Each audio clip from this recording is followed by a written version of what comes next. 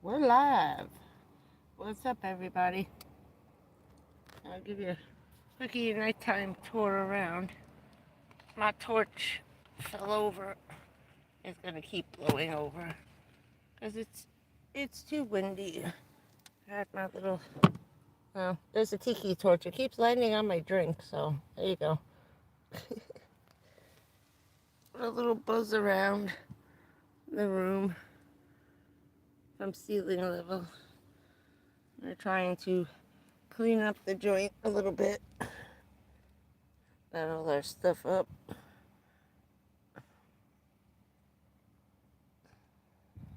The red hearts. Got my mermaid.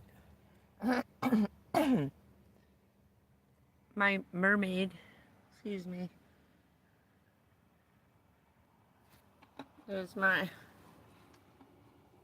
Let's see if I can get these lights up a little bit brighter with my remote control. There we go. Yeah, that's a little bit better. Let's see if I can get a little bit brighter for the camera. There we go. My treasure chest. Passing over the messy sink. There's Duke. Napping out. Oop. And yeah, the ceiling's falling down. There's the alien tape. Now we keep losing power over here. Trying to find my glasses. Hold on. Trying to find my glasses without my glasses. I got a real bad sore throat. Hey, Bonnie, how's it going? Duke's hiding over here.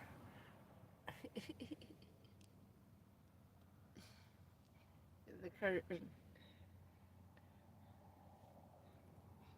He's protesting YouTube. He's like, I had enough of this shit.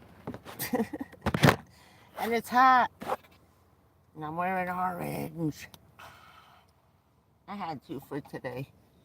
So what I'm gonna do is in a few minutes I'll start the story of how I ended up being a World Trade Tower first responder.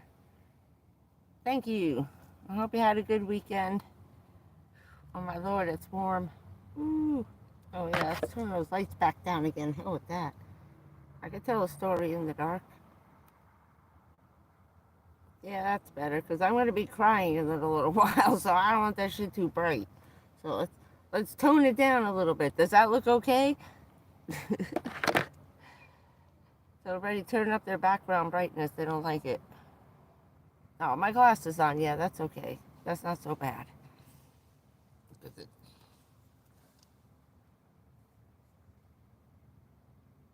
Oh, yeah, I know.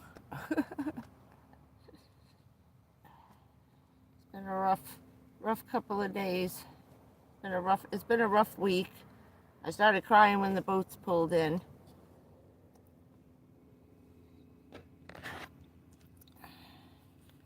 I miss Fleet Week. That was always a biggie in the Navy family. And my dad's a Marine. He rode around with them, you know. And so it's been a rough week.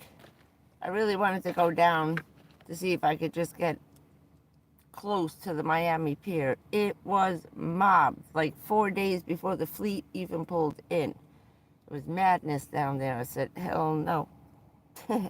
Never mind. I don't have to worry about that. So I was watching the shots of them pulling into New York. That's always fun. You see, you're walking down the street and there's like 10,000 guys walking in those little white ice cream suits. It's the funniest shit ever. Oh, man. And they are hustling. They're walking like 100 miles an hour. Oh, God. I miss that.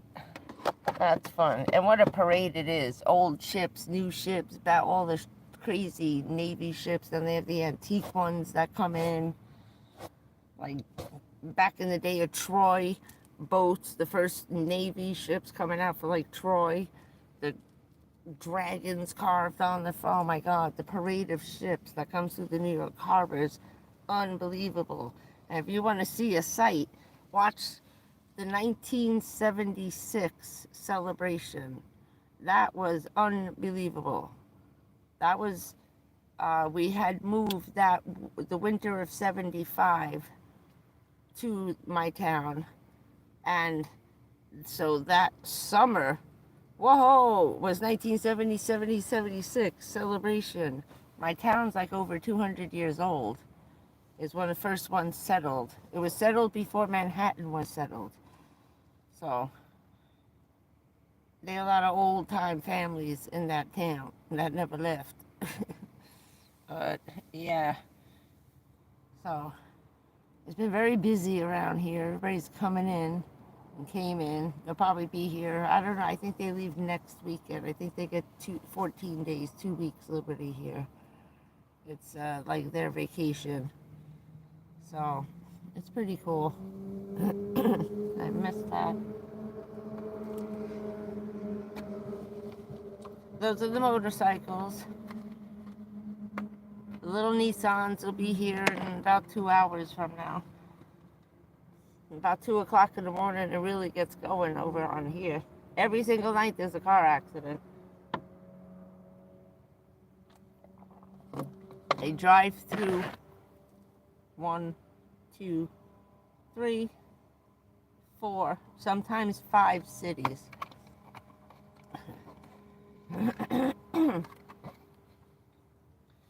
Okay, so I kept trying to make these videos last year, and then I was rudely interrupted by being kicked out of my house by FEMA and the Board of Health, the very people I work for and with. And I never got these videos actually made. I've answered some questions here and there, and I'll explain how I first became a federal law enforcement officer, which you had to be in order to be associated with the blackouts, the blizzards, closing down roads, closing schools, stuff like that. That's what my mother did. So she was kind of like, she was in charge. You become like it's called a mission, like a mission commander. You're the person in charge of what's going on.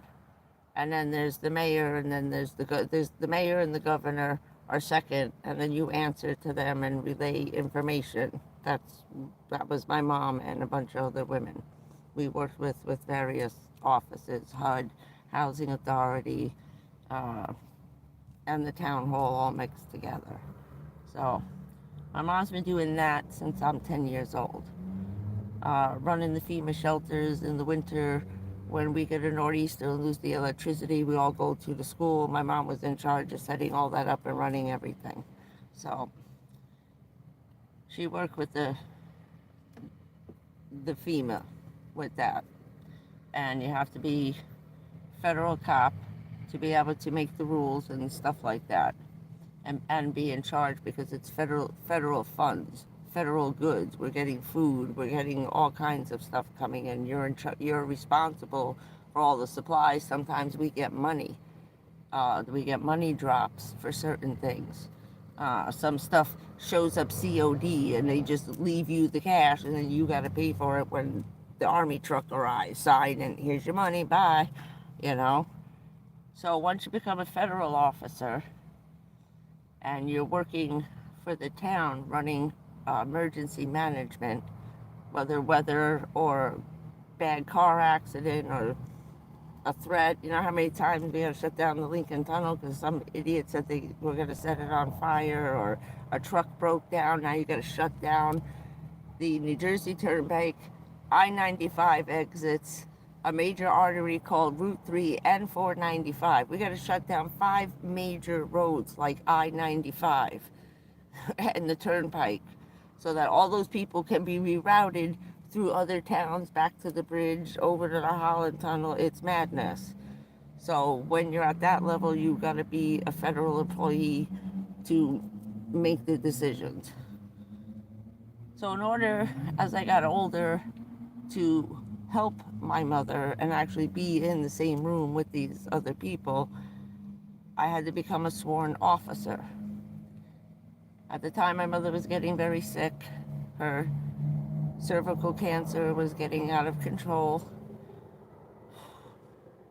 She also had polio, which ended up leaving her in 1996 in a wheelchair.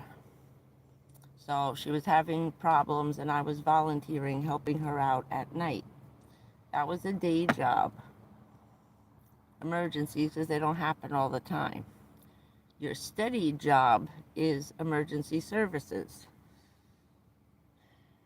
which is if the ambulance gets called, if there's a fire, if the police are called to something in a federal building, we have the key. That's why I have to be a federal police officer. I'm holding a master key to be able to walk in to a federal apartment building with the police. I actually go in first and the police follow, which was funny because one of the cops who was always it was always on his shift, and I thanked God.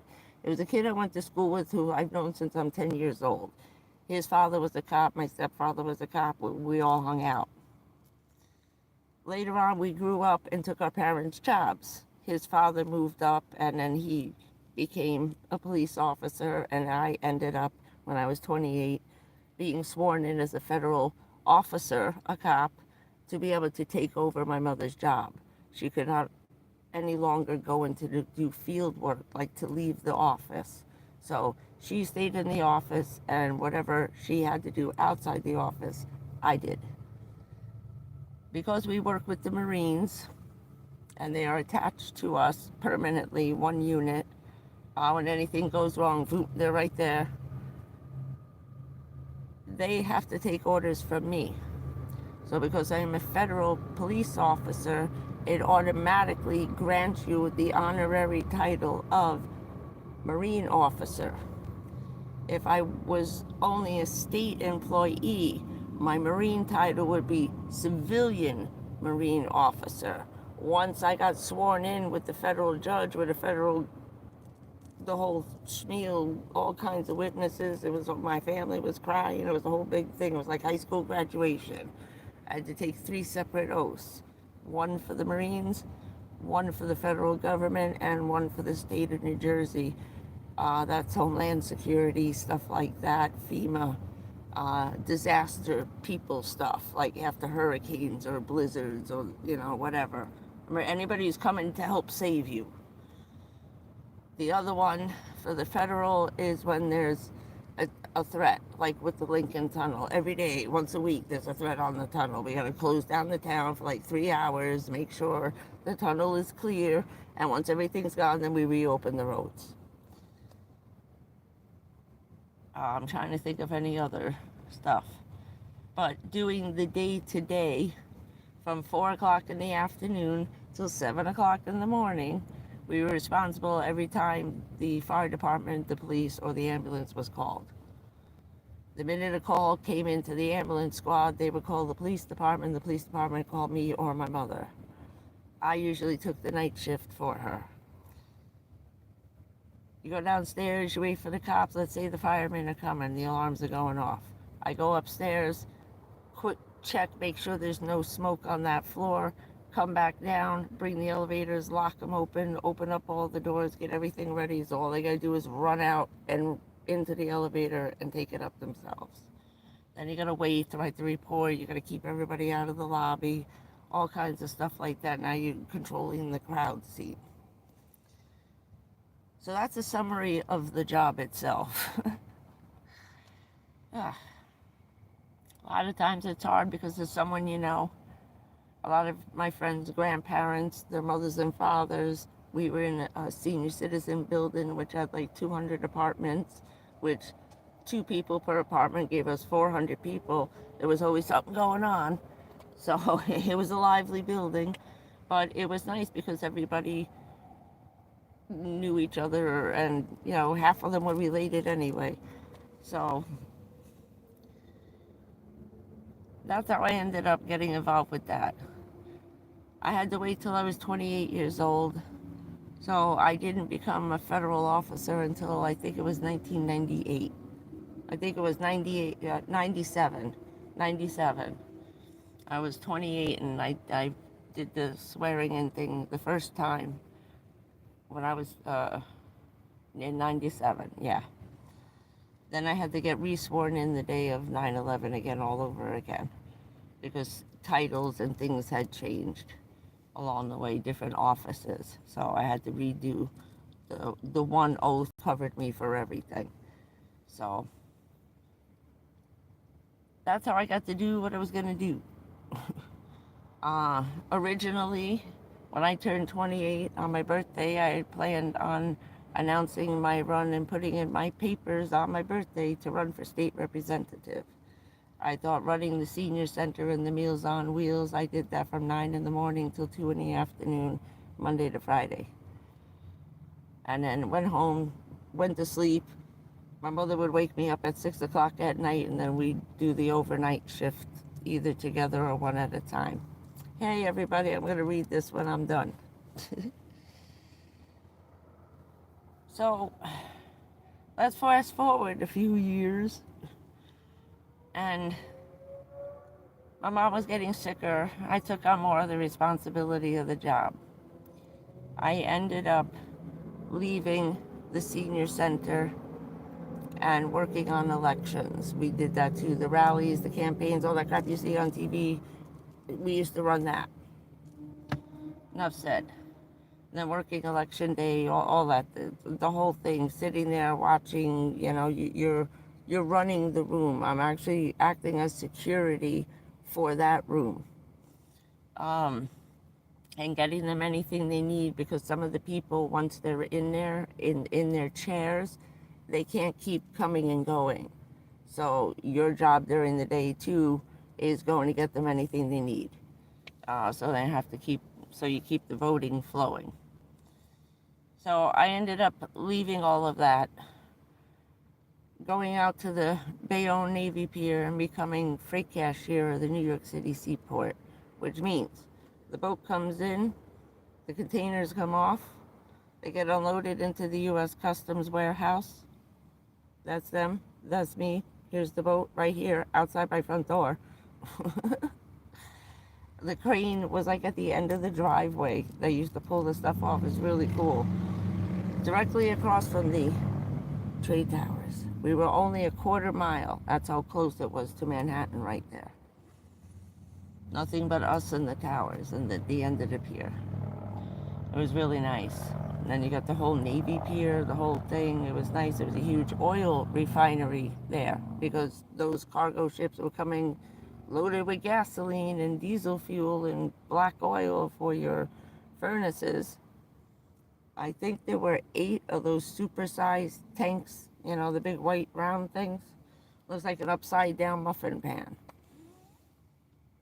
So it was kind of a scary place to work, considering we had 4 hazardous materials warehouses, including the one I was in, where I was only sitting about 5 feet away from about 200 barrels of explosive crap.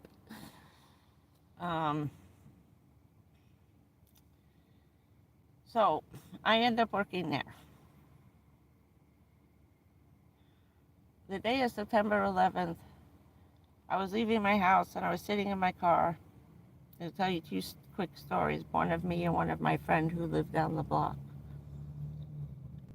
I was pulling out of the driveway, and as I was passing the front doors of my apartment building,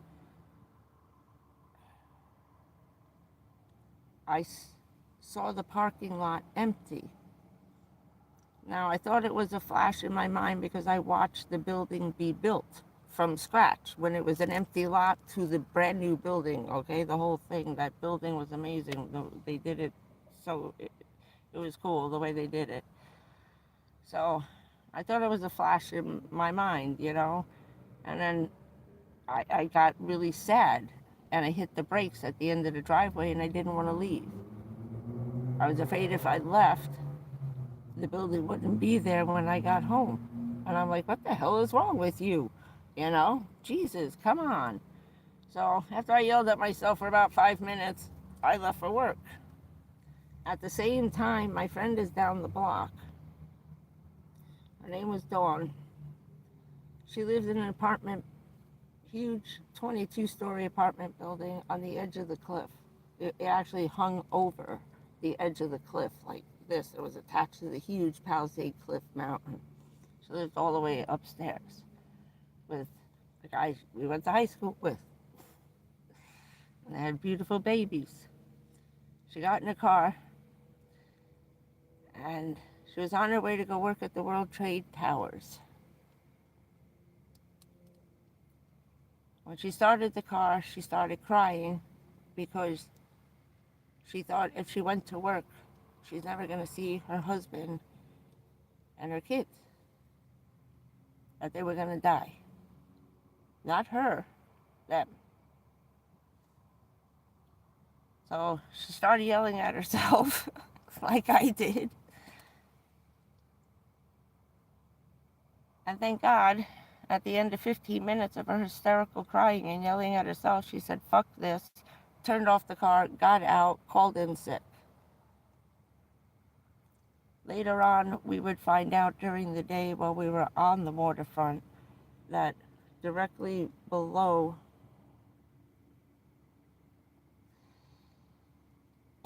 if we hadn't have found what we would have found, the entire mountain would have come down, including the apartment building, onto a small oil refinery of 3 pint-sized small oils because there was a huge gas station directly across the street. There was another scenario going on right outside my apartment building.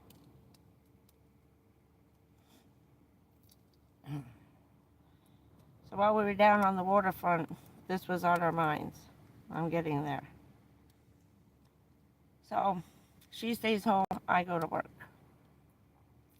I walked in the door, nobody had their computers on. I got there late. There was a lot of traffic because it was Labor Day weekend, everybody was going back to work. Tuesday, it was election day. It was freaking madness. So I get to work and everybody's sitting there and no one's got their computers on. That was the biggest thing. Like, millions of people didn't turn on their computers when they went to work because so like, why am I bothering? I'm leaving. And that was the first thought in my head. It's like, when am I going to turn this on? I'm out of here in a few minutes. So while we're all sitting there, everybody started saying, the hell with this. Now it's almost 9 o'clock, but meanwhile, we deal with the whole world that's running 24 hours a day. So we actually should have had that on, finishing up stuff from China and New Zealand and all kinds of freight where people were, our morning is their midnight, So we started getting things going. The building we were in was brick on the ends and a little bit on the sides, like the walls were brick. Where we sat inside was a giant glass wall, 100 feet high. When the roof comes over this way, about 65 feet. Then the roof turns into Home Depot with just that sheet metal, because on the other side is the warehouse. Now I'm in the main office where you come and go and we do all the paperwork, and most of your freight is in the back, in the warehouse. That's just the office space where you pay me and I release the freight as long as I got the okay from U.S. Customs. So that's what I did. I was the cashier. You bring me the customs release, I stamp it, you give me the money, I open the door, there you go. Go get your shit. Pick up your truck, it's outside. So we're sitting there. We started hearing this rumble. We're sitting right in the front, about maybe 30 feet from that glass wall with the glass over our heads, about 65 feet above our heads. The whole building started shaking and started turning black. The noise was freaking deafening, just deafening, and it went from day to night. Now inside the inside of our building, on the ceiling above us, because there's no roof, it's just open. It's like Home Depot inside. Big, huge stadium lights with cages, like 6 foot in a circle. You'd see Madison Square Garden just hanging down on cables the size of my arm. All of the air ducts, all of the pipes. Okay, so you got electrical and water and all this shit going on 100 feet above our heads. That's a long way to fall with some pretty heavy shit. The whole building starts shaking. We look up and we see giant, like 6 foot letters and numbers going past the glass. That was the first plane, was we were peeking out from underneath. The head receptionist at the front lived in Nebraska, got tired of growing up like the Wizard of Oz, and when she turned 21, moved to New Jersey to get away from them. She starts freaking out and screaming, it's a tornado, because the dust and the shit that was coming was unbelievable. You couldn't even see. So I realized it's a plane. I said, oh shit. And you see the tail, the end of the scoop, go by. So we're sitting there, you can't see anything. We hear all this noise out front. What it was doing was, as he came down low, he was only 100 feet off the ground. That was the first plane.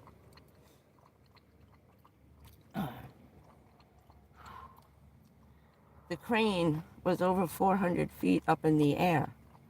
He misjudged the crane's height.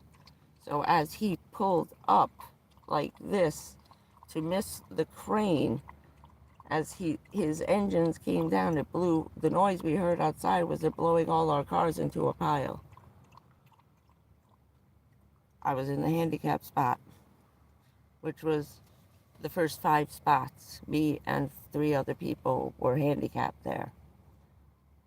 As it blew our cars, they were so tiny. They were like 2 Volkswagens and my little Kia. Went and just turned them facing the wrong way, and they were just sitting there side by side. Our 3 cars were blocking in the rest, and it just like shoved all the cars sideways.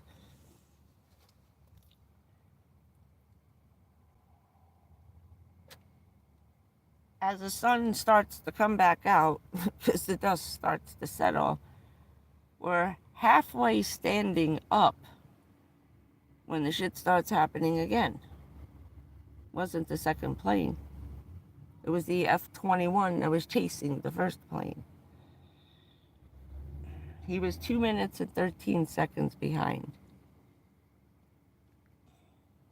We jumped back under. 150 people jumped back under. It was like, it looked like the Meerkat movie when we first came out. Everybody's head was up, then they're down, then they're up. It was like we're coming in, coming out, looking up at the glass.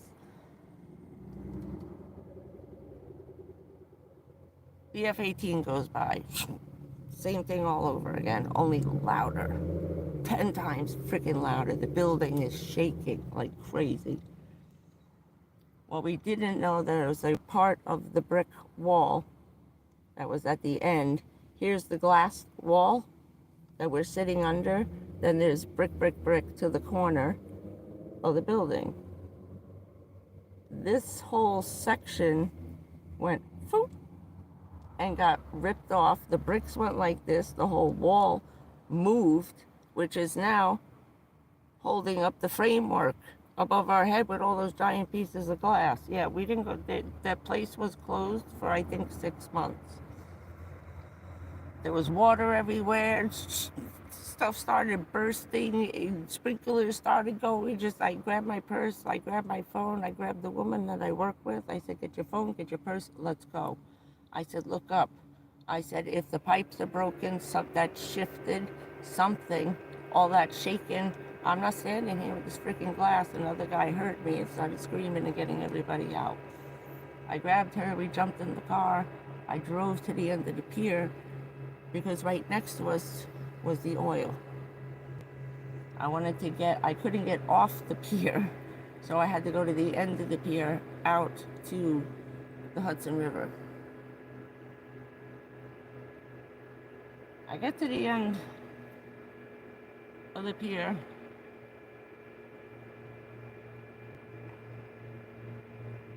And all of a sudden we hear this god-awful freaking noise again. They went out past the Statue of Liberty and doing whatever they were doing, trying to get away from him, and the plane starts coming back there. And we see it. I'm like, where the hell is it going now? You know? And I said, oh my God, it's gonna go for, I didn't even think the towers. Everybody's always yelling about Empire State Building or the bridge. I thought it was one or the other. I never thought in a million years. And we were right there across the water, not even a quarter of a mile. They GPSed my exact location. I had to show them on Google Maps and zoom in the bone doctors so they could see where I was before they did my bone scan. That's because of the chemicals are rotting away. I have bone cancer, like from head to toe.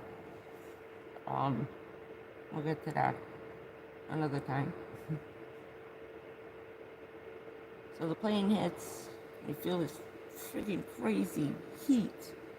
My hair felt like it was melting, my eyelashes, and it just turned like this. My hands on the back of my head on top of my car. The door was open. The other woman jumped back into the car. About 2 minutes later, I was standing there thinking this is a huge movie stunt gone wrong, because that's really what we thought it was. We, honest to God, thought this was some stupid-ass movie stunt, and they really screwed up. And never gave anybody warning, because they'd done it before.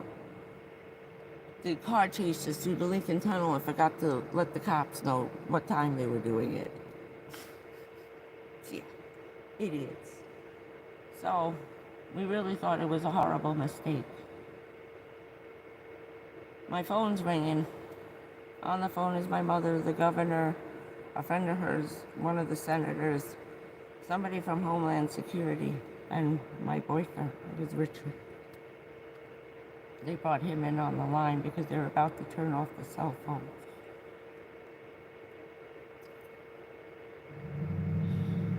The governor told me back in 1994, a year after the first Trade Tower bombing, myself and a woman from one of the agencies in town wanted us to come up with an evacuation plan. How many handicapped, how many injured, how many old, how many children are registered in school. We need an exact population count and age groups and, health stuff, how much oxygen, buses, how many people walk with a cane. I mean, every single thing you could come and think of. Took us a couple of weeks.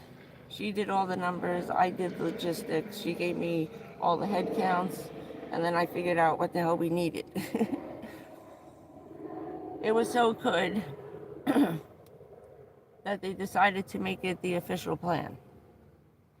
Then they asked us to add a sub-amendment to it, which was, now, let's suppose we don't have to evacuate.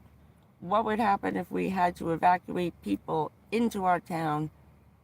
How the hell are we getting them out? What if we just need to bring people from New York to New Jersey and then get them out? So we did that. It was just the same plan, only a little smaller. And more food, less food. Because that's all involved. Bandages, triage, we do triage. I am the equivalent of an Army medic. I took the 6-week course with my friends, the firemen. Friends of mine had family members who were firemen, and they were in there. It was about 8 of them from town that had joined. They were the newbies at the same time. Because I took my oath, I had to re-up on all this crazy stuff and do a whole 1 week was just on CPR. That's like they take the ambulance rescue fireman one, so I had to take that one. So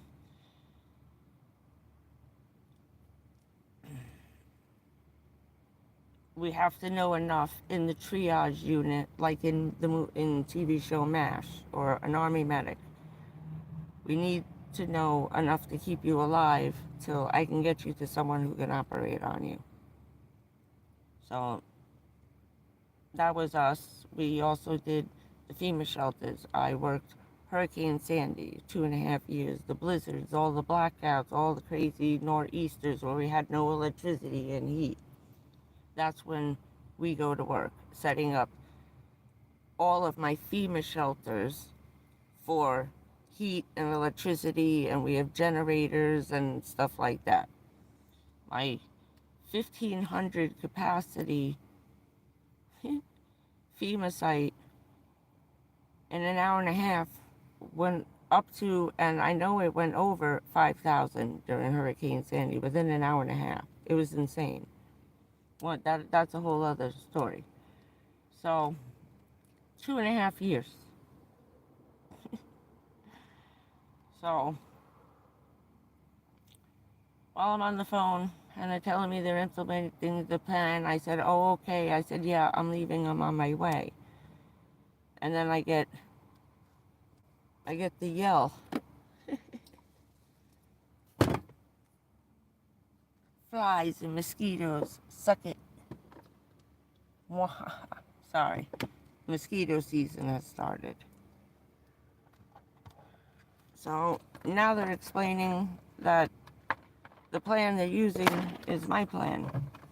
I said, did you call so-and-so? They said, yeah, we just got off the phone. My mother called her. She was like 2 hours away and she couldn't get back in. She had to wait till nighttime. Ah. So they gave me a specific route home that I had to take. They put because there were checkpoints in all of the towns from the Navy pier, the base, all the way to the George Washington Bridge was shut down. So they put a bolo out with my driver's license to all the police cars that were blocking all the roads. So I had to go a very specific way, and it was the quickest one. It was up the waterfront.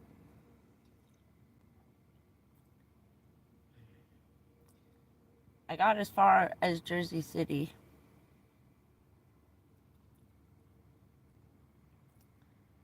When the first tower fell.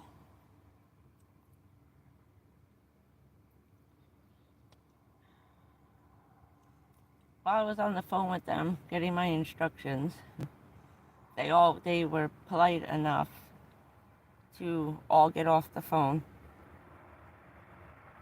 My mother had to hang on because she brought Richard on through her phone, but she muted us. She gave us a little while to talk. Because he was stuck in Brooklyn.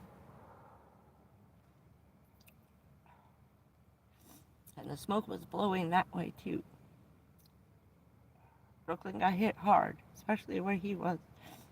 And he was standing on the roof when he was talking with us. I got to talk to him a little while later.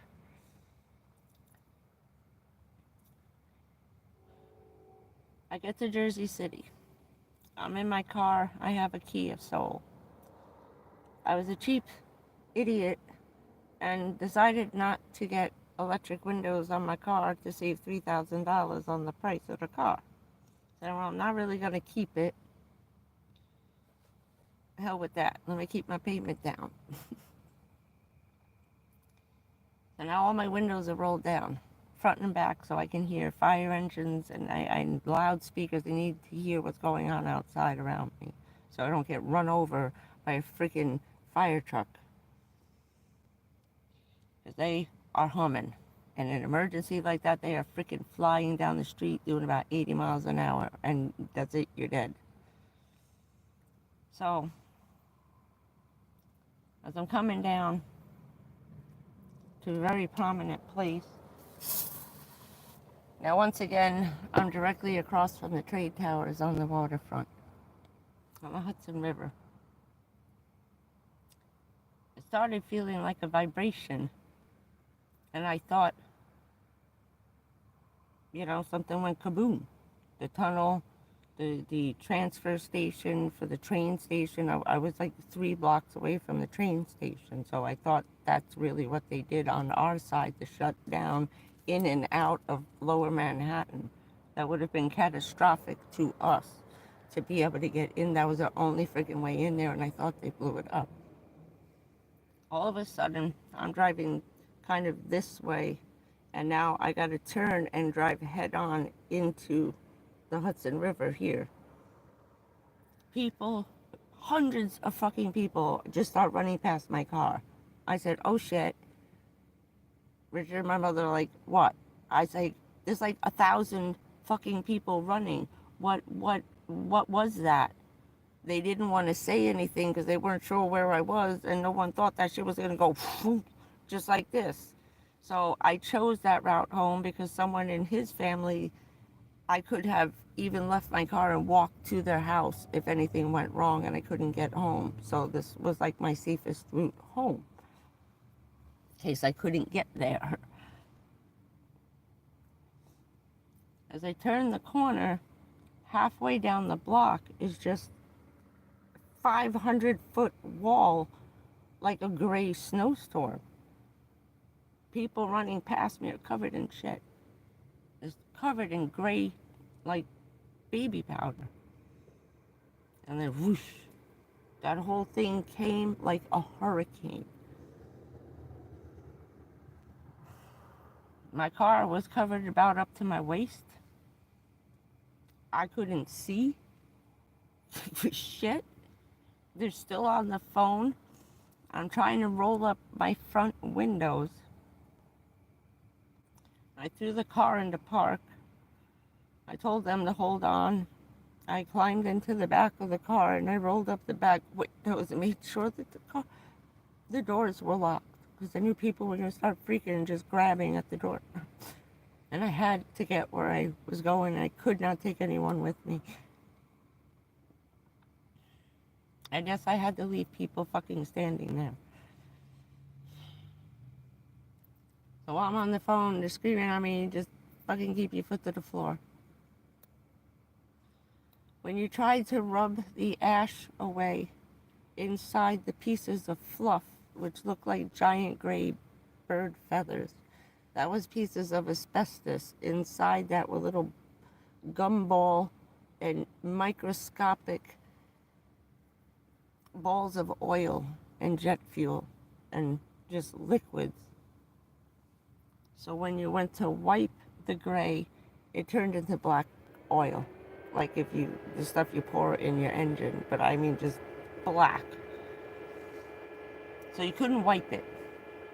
You couldn't see after that. I had no water, no towels. I didn't even have a tissue in the freaking car that day. Nothing. Altogether, a 20-minute ride took me over 4 hours just dodging and going up and down and sidewalks. I couldn't see where the fuck I was going. I had them on the phone until I could get to a road called Kennedy Boulevard, which then got me to Palisade Boulevard.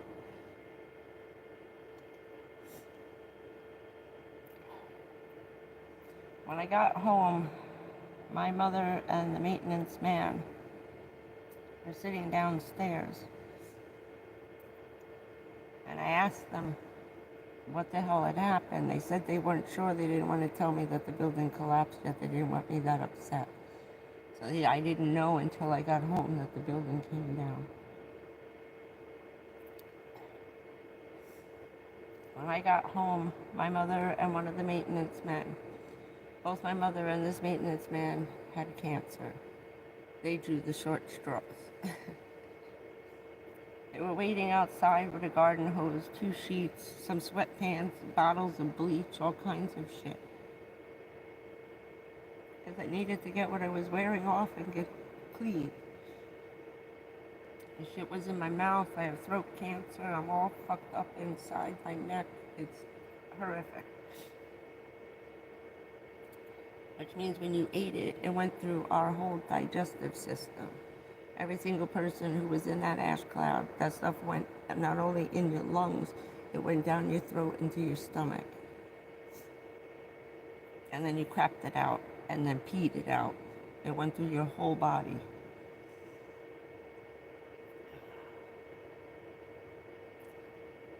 Those two helped me take a shower, clean up, dispose of my clothes, helped me get as much of the crap as I could off the car and into one of the storm drains. Because I couldn't keep contaminating the building. I had to pull the car all the way into the back, up against the fence. We were out there about 2 hours trying to clean off the car. They brought 2 vacuums that the building owned. They used to clean the floors with. We threw everything. Then they brought me these huge garbage bags. I went over after I took my shower with all kinds of shit on, vacuumed out the car. When I was done, when each bag was full and we couldn't suck no more of that shit up, we just threw it in a bag, tied it closed, and someone came and took my clothes and everything that was inside my car had to go into a thing. We had to try to get that cleaned up as fast as possible. So we did that. And then we were off, running the triage on the waterfront, waiting for the people. Our idea was to get the people on the boats, bring them over, and then divide them between Bayonne, where I was, Hoboken, and our town, Weehawken, Lincoln Tunnel. So it was a Lincoln Tunnel, Holland Tunnel, and Bayonne. And then a huge section of Jersey City. They have a huge, giant hospital. Now they have 2. Personally, through our site, that within, say, 24 hours, just through the Lincoln Tunnel, we processed 255,000 people. Now, if you look at those pictures that I have posted that are on the river there with all the paramedics, and I know they're all blurry, those aren't my photos. They're blurry on the internet. It's very hard to find specific photos, and there's not that many, and you always run into the same exact ones. Those pictures that I put up, Richard found. He spent months looking for the right photos until he could find those were the ones that I had saved to my phone.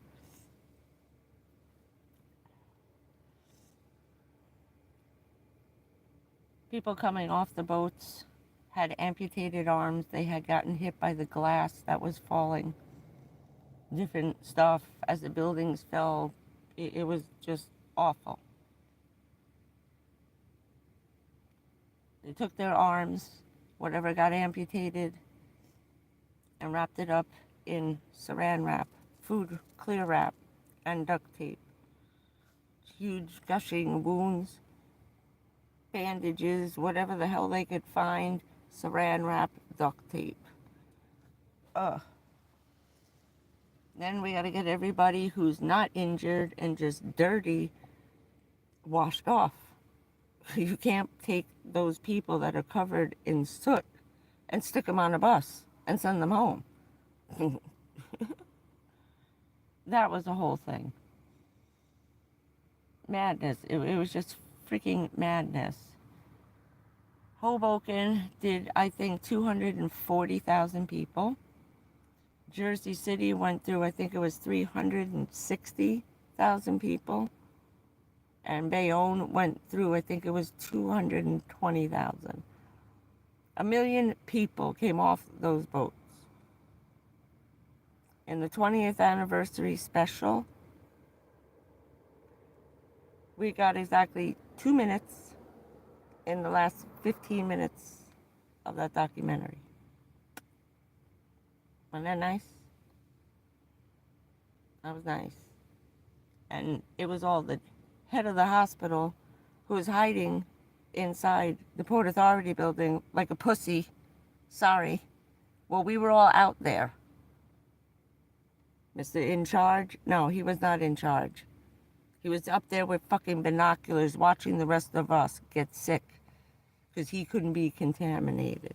And then took all the fucking credit on the 20th anniversary, not mentioning or thanking all of us who stood there getting contaminated, helping. You really think helping wash people off? No. No.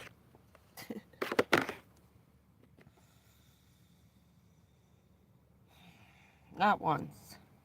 Not once. Mentioned anybody else.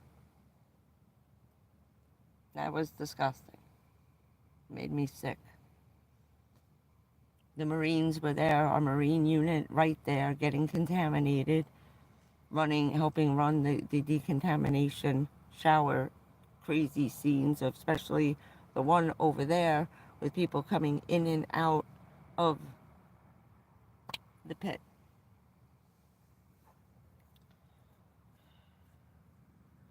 I was deployed with that unit of Marines for 9 months. That turned into 12 months. So for 12 straight months, I did not go to work. I did whatever I was told, and whenever they wanted, here, there, do that. 9 months. Then they extended it for 3 more. I didn't leave until the smoke officially stopped burning and we hit dry ground and the plumbing and water was turned and electrical turned back on.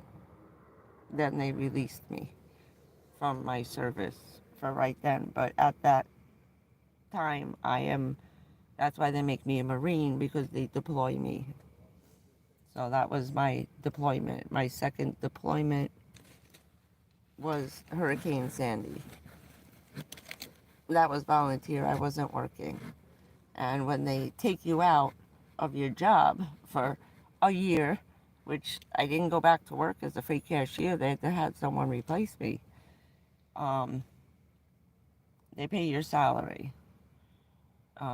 Whatever I was making there, they just had that company continue to pay me for 9 months, and then the government reimbursed them every month at the end of the month for the salary they paid me.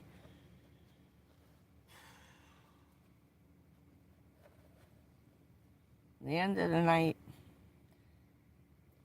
was spent sitting on the roof, taking turns for weeks. For weeks. We had some lawn chairs brought upstairs, small table, and like 2 or 3 pairs of binoculars. And when you were taking your dinner break or just to be able to sit down for a little while, we just went up to the roof and just relieved who was ever up there, and just one person was up there at all times. We had confiscated the top 2 floors of the buildings. CIA, FBI, Homeland Security, Secret Service. Top floor was CIA, NSA, and all those other guys. They were there for months. Hold on.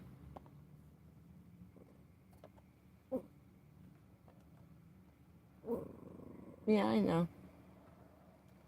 Someone's walking by the car. Hold on a minute. One here? Oh no, it's a whole bunch of cars, but someone's being sneaky walking around the back of the fucking car on his phone. I can't see where he went. Hold on.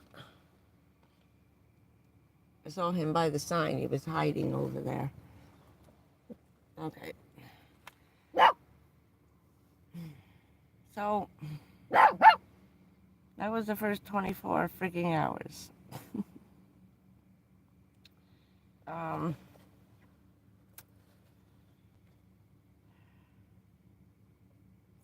think thinking about my mother today, like I was talking about being in the family of first responders. I took my mother's job. My friend Casey took his father's job. His father kind of moved up there, was captain and shit, and was more inside than outside. And he became a cop, and our other friends became the firemen. So it was just like hanging out with all my high school friends since 7th grade, Only now we're in charge. And,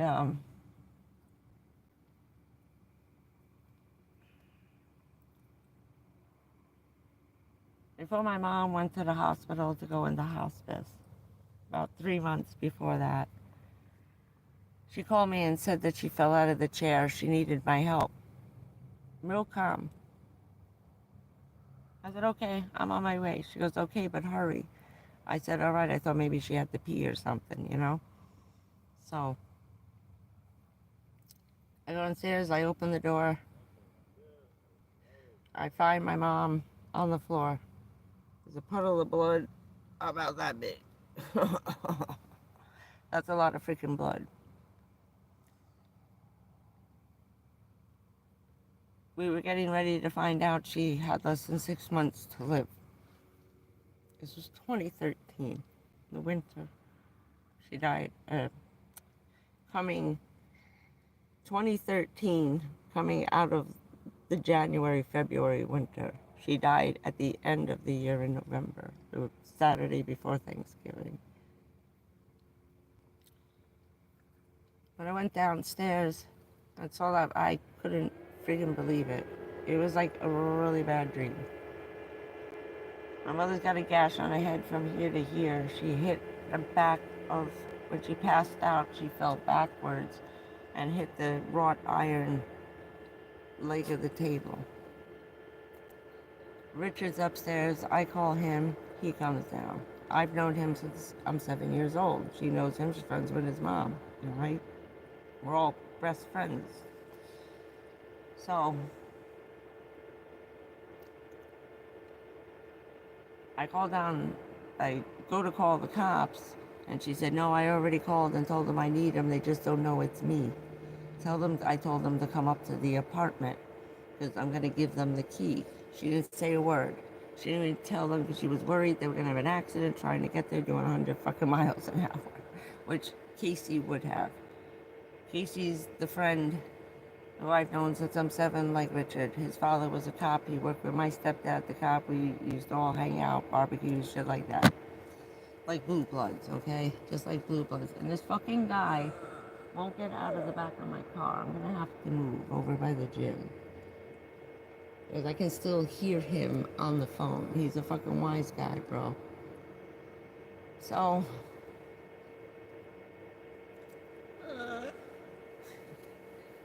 the doorbell rings. Oh no, he had the key. He had the pass key for the front door. So Casey comes in.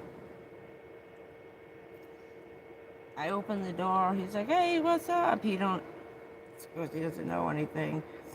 He comes running in, turns around, sees my mother, sees the blood, sees my mother looking at me. I'm covered in blood. Like, what the fuck? He said, what happened? Like, and he's grabbing my hands. He thought I cut myself. I said, no, my mom. Richard's on the floor holding my mother up. We got a towel around her freaking head.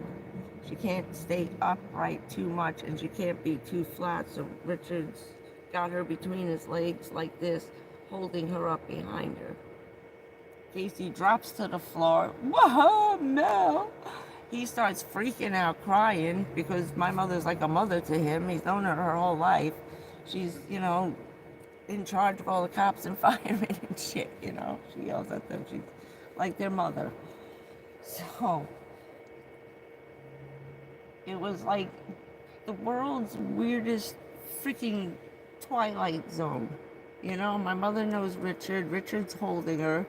I took her place. She's looking at Casey, because normally it'd be his father standing there, and my mother would be where I'm sitting. You know what I mean? And now she's got all these kids that she had in her house her whole friggin' life. And I thank God every day that they were there that day. About a week later, we had to take her to the hospital. And she never came out.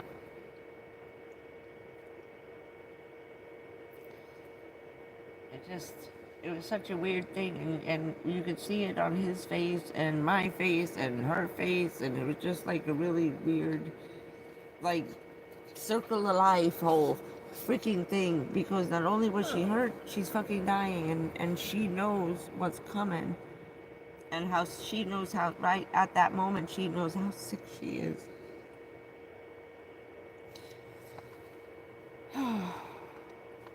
So it's an interesting job. It's a horrible job. But like I said in my thing, just sitting there holding someone's hand, waiting for the ambulance to come. Those firemen who got me out of the car, 3.5 freaking hours of hell. It's a hard job. It's hard to be on the side, like in the car accident that I had when I first started, right before I first started. And to jump in, I jumped in to help her, you know. I didn't know what else to do. I stayed and I did it never thinking in a million years anything would ever happen, and that's kind of why I left in the beginning. I was worried there was a lot of crap going down, and I'm like, you know what? Maybe I don't want to do this anymore. So I thought my leaving, yeah, no, that shit's for life. That's for life. It's a lifetime appointment and a lifetime oath because of you know everything. When you're in a job where you know everything, and the shit we never tell you about until after it's over, you can't quit. That's why I will be what I am until the day I die, until I take my last breath. I'm active duty. That's just it, because no one can replace you. I was the only person that could replace my mother in that situation. Otherwise, they didn't know who the hell they were going to get to fill her spot. You know, that you can't just throw anybody in there. It takes like, you know, two years to be vetted and background. The only reason why they just handed it to her and I got in so easy is because my grandfather is in charge. It's the Air Force Base, Tinker Air Force Base. That's my mother's father. And my dad is the general in the Delta Force Marine guy. You know, my whole family is in the Navy. They're all captains. My cousin's an admiral in the Canadian Navy. He was head of NATO security for 20 years over in Germany over there. So that's how I became what I became. Some people don't understand how normally I would have been a civilian Marine officer, but I actually hold the title of a Marine officer. Can you look at this shit? Can you look at this shit? This is what I gotta deal with, this shit. I'm crying and he's biting my fingers. Why? So I don't cry? Where the hell did this guy go? Pisses me off because he's a real creepy fucking asshole. Sorry. Get off. You're distracting me. Don't distract mommy. Stop. Hey!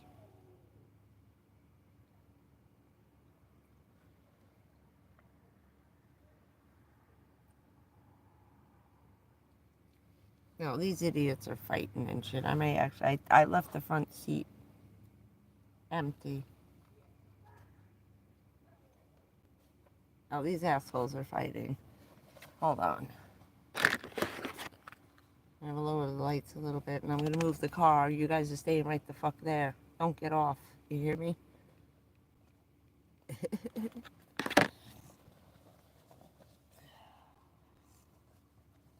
me get over. I'll take you up front. I'd rather leave now because they're getting fucking loud. We have a brief intermission in case you have to go pee-pee. Yeah, I left the keys up front. All right, and away we go. We're gonna have some weird shots. Hold on.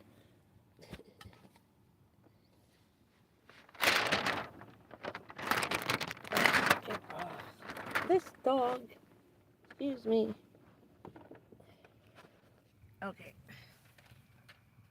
I didn't want to sit on it, but yeah, they're.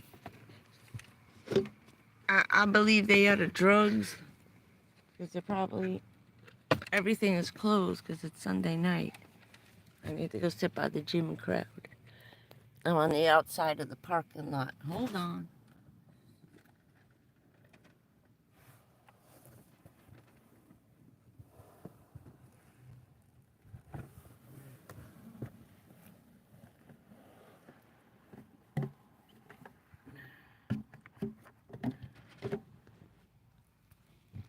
Okay, I'm here because, as I told you, we had some people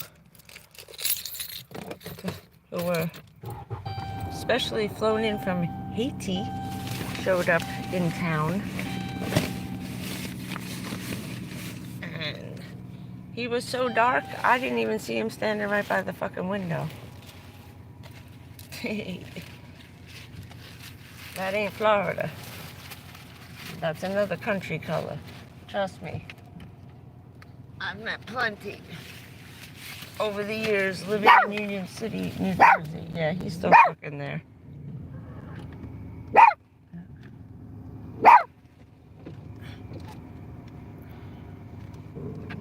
Duke sees him.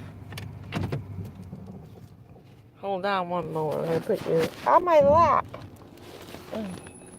Headlights help, huh?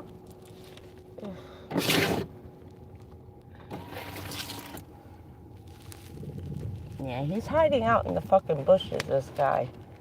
Being a real wise ass. He up to no good. No, you ain't gonna like when you stick my 38 in your face, buddy. So, yeah, that's the other thing. I still have my almost requirement that I have to have a weapon with me at all times. Ta-da. So, now I don't have to worry about that. The sheriff was kind enough. I don't know where I want to. I came in the wrong way. Sorry. I'll turn it around so you can see where we're going. Oh, that's a cop car. No, no. No. There's a whole bunch of people over there. Ding, ding, ding, ding, ding, ding. There's a bunch of people over here. I know where I can go, I think. Someplace else. I just don't like it where it is. Oh, there are a whole bunch of people. Oh, this guy's scoping out the freaking ATM, the bank. That's why. And there's about 4 cars over here. Yeah, they're scraping the fucking ATM machine because they ran out of drugs already. People, it's not even 11 o'clock, bro. Pace yourselves, assholes. Oh, wait, that's the out. Some people, man. I was out on the outskirts of the parking lot trying so I could talk loud. So now we're going to park it right by the fucking gym. But out in the open. It's too far away here. Park right by the front door. You don't like it? Kiss my ass. Look, more light.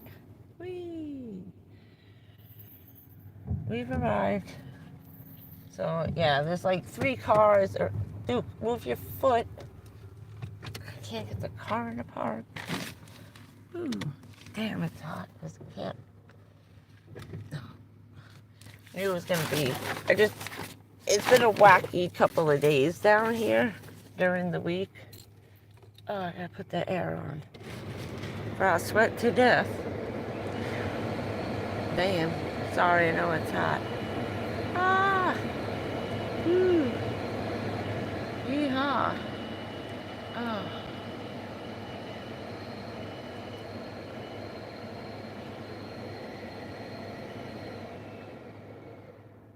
Okay.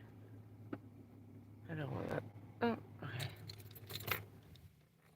Oh, that's why that other window was open. And not that one. The front one, dummy. Okay. I just want to leave him cracked enough with those rain guards so I could hear him. I didn't even freaking hear him coming. I was wondering what Duke was getting stupid about. It was him. Okay. Now we're going to go back the other way. Hold on a minute.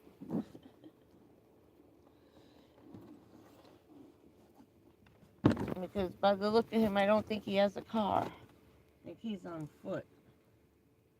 Oh, I don't want to have to move. It's fucking Sunday. Jerk.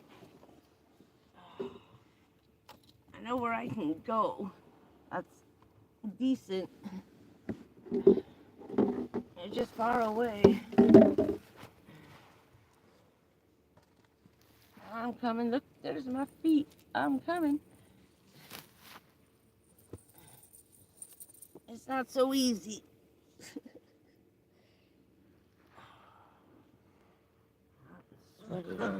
Oh, will you shut up? Will you shut up? Okay. I made it halfway. Hold on 1 minute.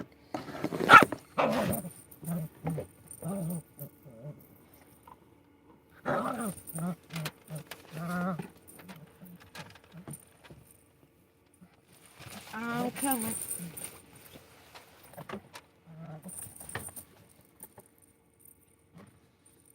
I think I'm going to leave the window open.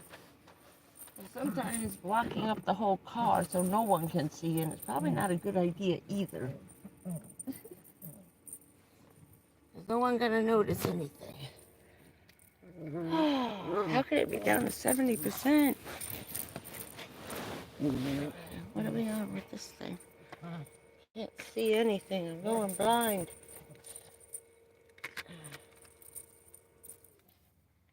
Oh, we had a blackout. Hold on. I hit the button by accident. Sorry. Oh, shit. No, there it goes. Hold on. It's trying. Oh, why? Oh, maybe I didn't hit the button. All right. Maybe. Whoa. That's too freaking bright. Okay. I don't hear him anymore. Okay.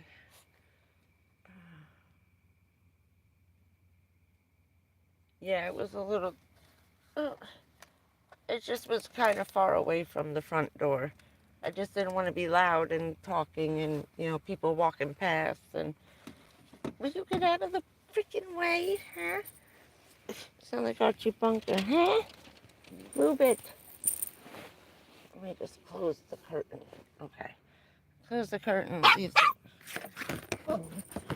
Yo, we can't be incognito with you freaking screaming, brother. Oh, God. I'm going to sweat to death. Oh, thank you, Bonnie. Oh, damn it. All right. And none of the batteries, I think they're just old. But the other one, Duka-san, it's right here. Whenever somebody sneaks up on him, it pisses him off. And then it starts like freaking him out a little bit. Like he's mad at himself that someone got the jump on him. You know what I mean? He gets all crazy. It's okay. It takes him a while to settle down when someone does that. Just walks up, you know? I don't like that shit. Too close for comfort because he was right outside the window. That's not fucking cool at all. Stop! Hey, hey, hey. Shut up! Quiet. What the hell's wrong with you? These people hanging out. All right, knock it off. We don't need the whole world to know you're here. See, he's all pissy and mad. It's all right, Pappy. Relax. It's all right. It's okay. He's so angry. I'm mad. That guy snuck up. I didn't see him. I was playing with... What the fuck was that? I don't know. There's a crazy parking lot tonight. Yo, I know. He's mean. I wouldn't want to be on the receiving end if he ever got the hell out of the car. Forget about it. Oh. Hey! No! What the hell was that? Don't get carried away. I didn't do it. I'll let you out the door and chase that asshole down the street. Go ahead. Go ahead. Well, don't all leave, dummies. I can always go to Wawa for a while. And what's the other one? Oh, there's another place where Barbara sometimes stays. And I know the other two older gentlemen who hang out down there, so I can always go down. She told me that they said if it ever gets crazy where you are, come down by us. You know, it's cool. We know who you are. I was like, okay, thank you. So, ugh. I am sweaty. I am yucky. Ugh.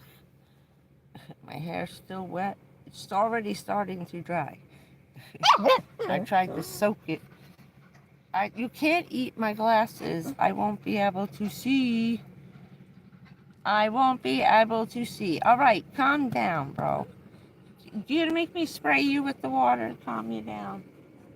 When I get wet, let's cool off the head. He loves getting wet. He likes the spray bottle. All right. Sorry, it's getting drippy. There we go. All right, calm down. I wet his ears and his head and his neck. And cool off a little bit like mommy does. Whee. Oh, I can't believe my head's already dry. This is not good, Lord. Ooh. Oh. And I forgot to get ice. I was such an idiot. Oh, it was so busy. And it got so warm. And then we got here and the breeze was like blowing all over the place. And I was like, oh. And I just laid there. And I was looking at the clock. I realized it's getting a little dark out. And I said, oh no, it's getting dark out. Shit. It's Sunday. They closed at 5. It was 6:30. I was like, no. So I'll use the battery as long as I can. I don't know why we're on 500 watts over there. Stop that. So I'm going to go a few more minutes. Oh. So I hope everybody had a good weekend. I hope that answered some of your questions. If you have questions and missed it, throw them in the freaking comments. Trying to think of anything else because someone had some questions. And I hope that answered all your questions.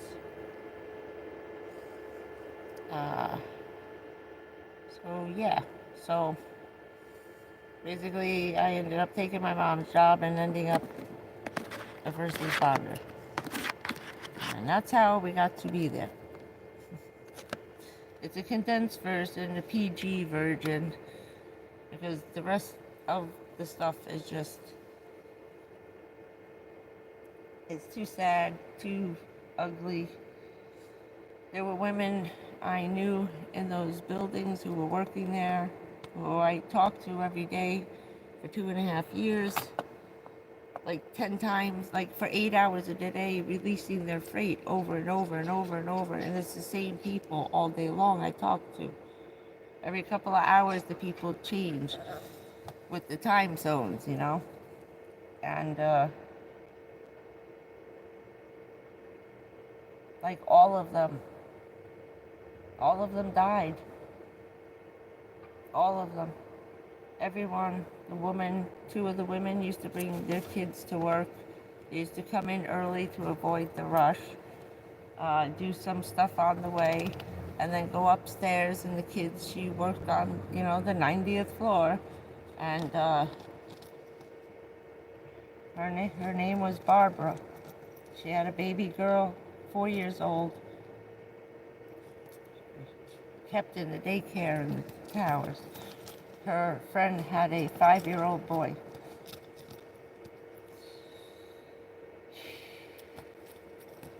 They were up there with their mothers in the building.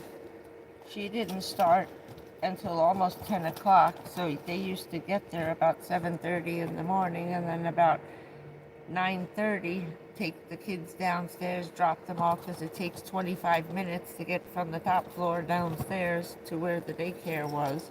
It's a long, long elevator ride, and and just enough time to get upstairs because we don't start opening the freight until like 10 o'clock in the morning. So they were all upstairs with their kids. I don't want to say the name of the company that they work for, but it's probably something we buy. They had Fuji film, Nike sneakers, Reebok. I mean, all okay. Everything we use every day. Everything you use every day, and all those people died. Not one of the 40 people I spoke with ever came back. I started getting stuff from out of state from other offices because they were gone. They had no offices.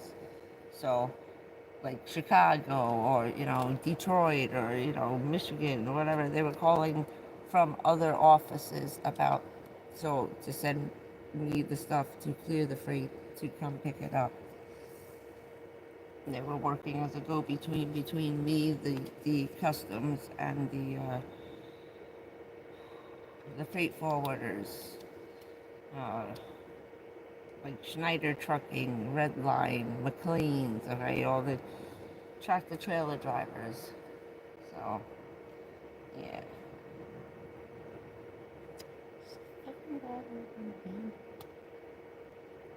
Oh, there's a guy walking to his car. I saw someone going down the sidewalk. Yeah, I am. This is about to go dead too. Because no matter how much I charged it, they're just not lasting. And it is, I think when we were talking about the heat, they dwindle down in the heat. They don't charge all the way. They turn themselves off. I forgot about it being over hot. It also sounds like it's raining outside. Maybe those bugs are here. But yeah. So I wanted to at least get that out. Oh, God. Because, some people think they know everything, and they don't. So I had to go into depth in the beginning about how I did it. Because some people didn't quite understand how. Oh. Well, it helps to become a federal officer when your stepfather's a cop. Your mother's family runs the Air Force and the Navy. Your dad is practically running the Marines. Of course they did. When I laughed when I met with the generals, he told me, I said, can I ask a question? I said, because I'm pretty sure I know the answer. Like that. He says, I said, why did I get, he said, the White House clearance, presidential clearance? He said, because of the house you live in. And I started laughing. He says, it's the day you were born. He said, you've been classified and had clearance. He said, especially, he said, when you were about 12. He said, your presidential clearance kind of kicked in because you were old enough to understand you were helping out with the elections, and everything changed when I turned 12. So I was like, I get it now. He said, that's why it was so easy to do what you were doing. You already have the clearance. You've been living in this family with your mother, your father, your cousins, your uncles. You're bound to overhear some shit, somebody was talking about at home. So, and I had to be vetted before I first started anyway. So they had done all of that. So that was fine. So that's the story. How I came to be a first responder for the federal government. And it's hard working that job because you work with everybody. You're at the top, you work with everybody. Below you, above you, all the alphabet guys. And it's hard keeping that shit straight, Because they all look alike. They all got the short haircut and the same stupid glasses, and they're all wearing the same suit and tie. Get out of here. Freaking mosquitoes. Get off. Ugh. Damn it. Wait, where's my... Oh no, where's the can? Son of a bitch. See, that's what I was looking for. Hold on. I gotta find my can of spray. There it is. Because I didn't have the pepper spray because it's very windy and that shit can blow back in the window at you, shooting it out the window. But Lysol will burn the shit out of somebody's eyes if I spray that right out the hole, because I leave a hole about that big, just big enough to hold this right up to the window. Right in your face, you assholes.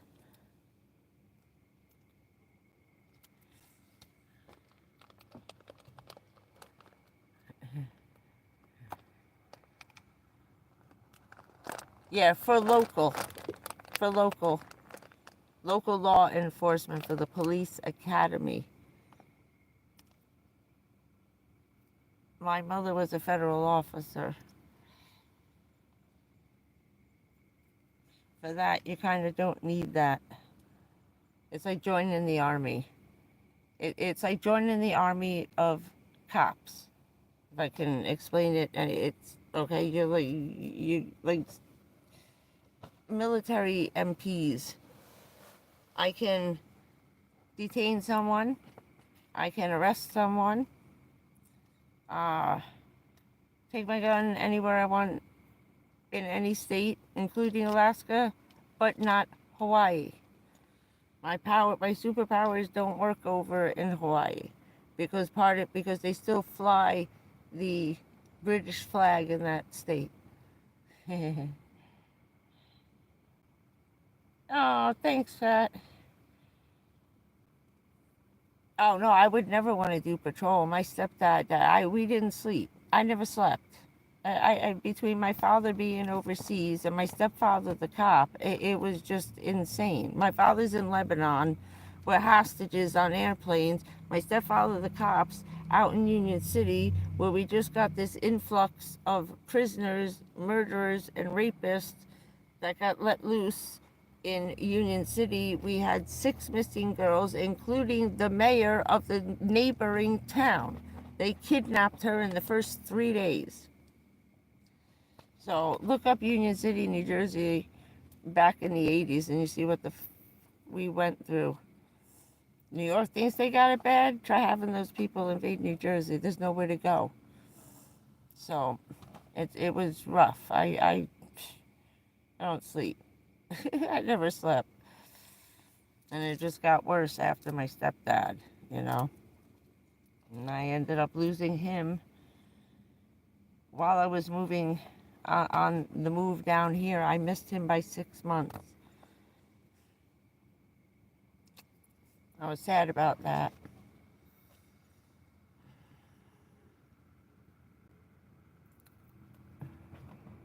Yeah.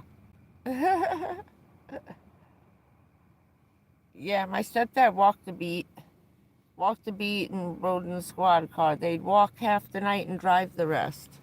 They walk during the night in the first 4 hours, and then they drive the last 4 hours.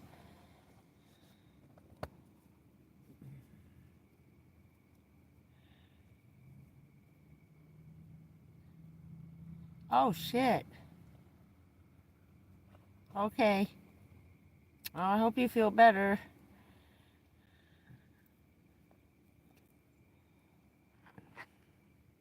Let me know how that goes. We love you too, Pat. Thank you, Dabsy. Yeah, right?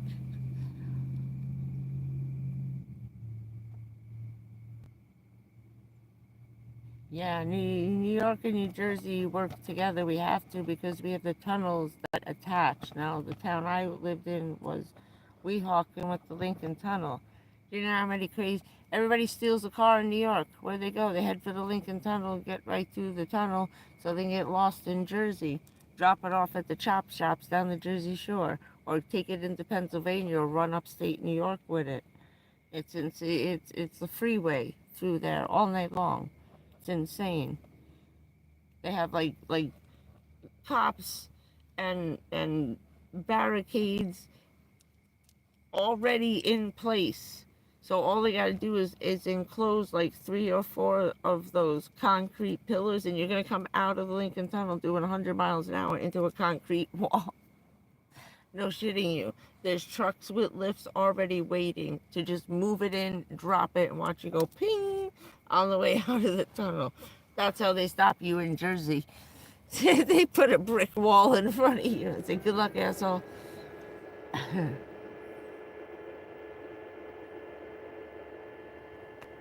Yeah, ours too. We have I-95 in the New Jersey Turnpike. It sucks. It sucks. Just keeping an eye for this idiot. And I'm gonna be up like all night long.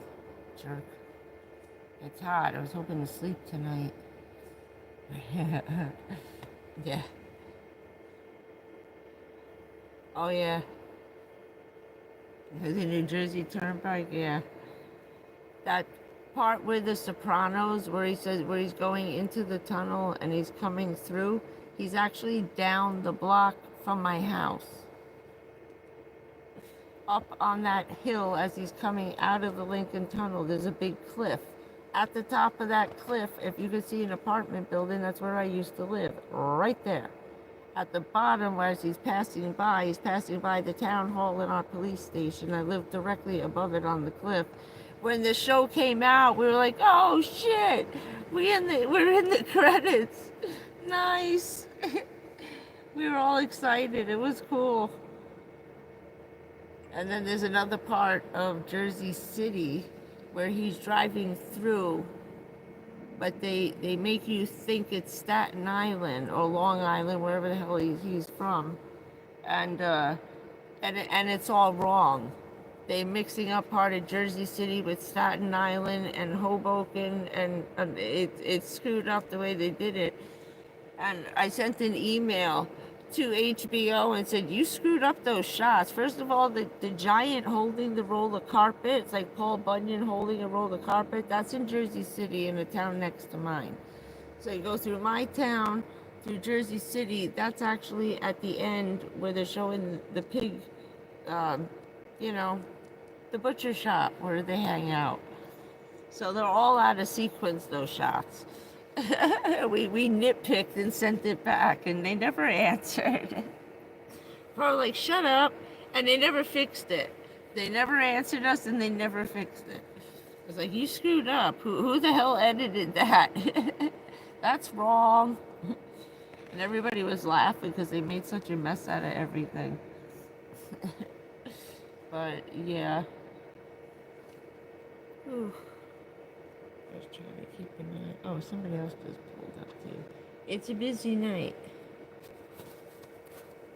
You had to do that right now? Dookie had to dookie. Lovely.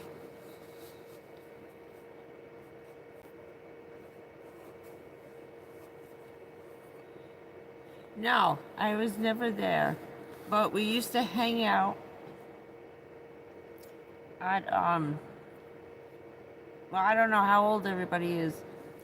There was a commercial for paper towels. Rosie's for Bounty paper towels, and they shoot it in a diner, Rosie's Diner. We used to hang out in there all the time. It's actually called the Bendix Diner. That sign for Rosie's Diner is only there. Okay, yeah, you might not know that. Look up Rosie's Diner. The Bounty commercials. This little redheaded woman, look just like my mom's friend. She was, my mom's best friend was head nurse of the ER, of course, in Palisade General Hospital. Her name was Ruthie. She was all of about 4'5", and this lady ran that hospital with her pinky. She started out as an ER nurse and worked herself up to being in charge of the whole shebang. She was the funniest woman, like Ruth Buzzy, but pretty. I just picture Ruth Buzzy, but pretty. I'm trying to think of somebody. She was funny as shit. Funny as shit, and she worked there until she was like 75. It had to be over 40 years. Thank you, Pat.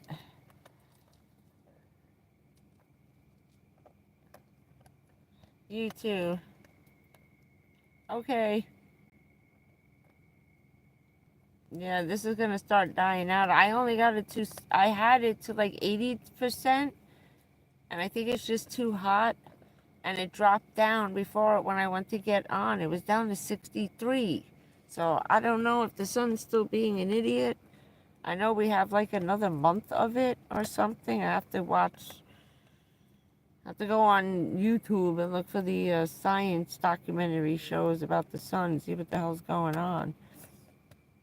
But these guys aren't doing well in the heat. They're kind of sucky. I don't know. We'll figure it out.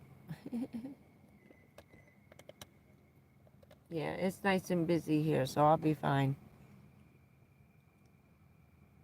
Plus, I'm not gonna sleep, and I know what to listen for now. Once I got the noise in my head and I know what he's, you know what I mean? I know what I'm listening for now. To be paying attention. You get too relaxed sometimes, and that's the problem. So here was a good example. Don't let your freaking guard down. Even if you're in the place you win every freaking night.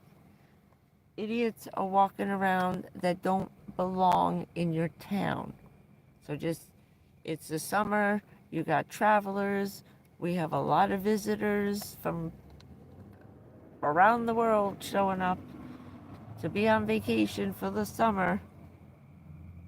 You know what I mean? So please be careful. Okay? That was stupid. That was really stupid because he was right on the other side of my gutter guard. And all of a sudden I saw his red hat. And I was like, what the hell is red in my way? I thought it was one of the woodpeckers trying to come in through the window. And then I saw he lifted his head, and I saw his eyes in the gap. I said, oh! And he went, that's when he started getting nuts. Yeah. Yeah.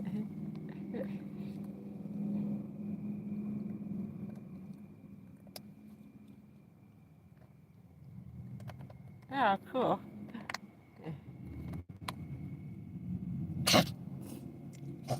No, and I was laughing because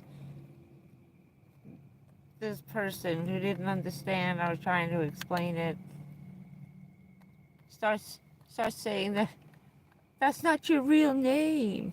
Like that. And I'm like, nobody on YouTube. It's the name of the channel, you moron. Jesus. I was like freaking texting back, and I was like, watch some more videos and figure it out.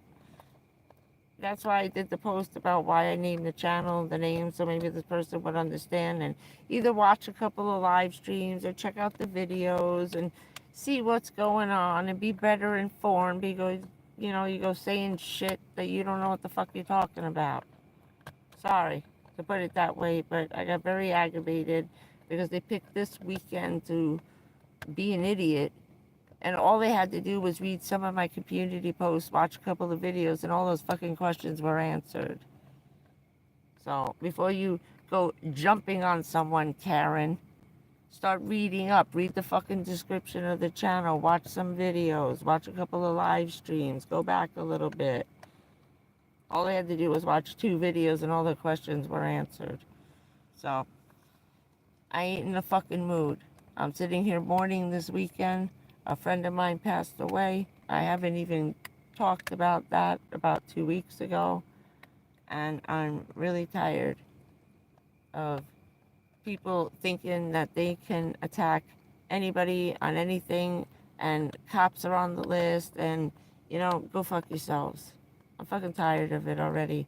Because I can't wait until the day that you pick up the fucking phone and dial 911. I hope you get a busy signal. And that's it. I don't want to fucking hear it. I don't. I grew up when I first started becoming a federal responder and working with cops and firemen on a daily basis all day long, following them around. Jesus Lord. That's when they were getting shot at. in New York, okay? Showing up for responses, paramedics, firemen, and cops were being fucking shot at. They were throwing frozen bottles of water at them from 6 to 10-story buildings. I'm not fucking kidding you. My whole career as just working with people on that level and doing the Meals on Wheels and working with government programs and welfare and Section 8 and food stamps and all that shit and housing. And I work with all those things trying to help seniors. Then I became a first responder. Besides working all the election things, I've seen it all. I tried to work in as many different capacities in that kind of life to see where I wanted to go first. I wanted to end up going to the library. I wanted to work at the library and run all kinds of shit out of there if I didn't run for state rep, and I decided not to do politic life. At the end, right before we left here in 2015, they came back to me again and said, listen, your mom died, your dad's dead, grandma's in hospice. Why don't you go down, wrap that shit up, come back and run? I said, I'm sick. I'm getting kidney cancer. Are you fucking kidding me? I'm pissing blood every other day. I need to go find out what the hell's going on. This is getting bad. I said, so you want me to come and run for state representative knowing I'm going to die of cancer in what, 10, 15 years from now? And they said yes. They said yes. They wanted me to stay and run to show what was happening to me through my career so they could like use me as a guinea pig example. It didn't do any good when the fireman went and testified. Okay, he looked like E.T. It wasn't going to get anybody anywhere. You do more good doing something like this, sharing and showing. Every time I get one of my diagnoses, every time I get a scan, every time I get a fucking ultrasound, I put it all out here to stop all the bullshit. And then somebody comes with this shit on Memorial Day weekend when I'm grieving my fucking family, my friends, everybody I work with, people I knew as a kid, fucking dying one after the other. When I left, the reason why I left and came to Florida, is that we had 11 funerals in 7 days. And these people were friends of the person who's giving me shit. Okay? These were your friends too. Your friends, they're your friends' older brothers. Okay? Me and my friend Maz, we had 2 heart attacks. The first one was 2 weeks apart. Our second heart attack was 3 months apart.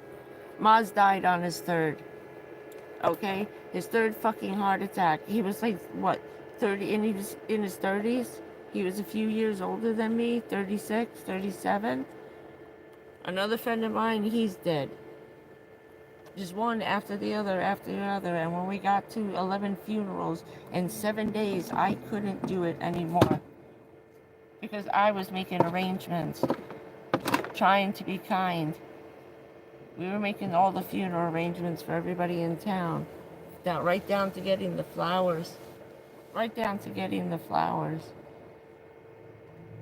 We did everything. We didn't let anybody have to make those arrangements. And I did the best I could, and I couldn't do it anymore. It started getting too close to home, and watching a grandmother and a grandson die 3 weeks apart. My friends, the Holloways, okay? Ed and his grandmother died. He died in the beginning of the month, and then his grandmother died at the end of the month. 2 months later, the grandfather died. I have been nonstop crying over these people for the last 20 fucking years. 20 years. And the last 7 years, it's just, they're dying one a week. Just one a week. 2 or 3 people in the same family in 1 month just gone.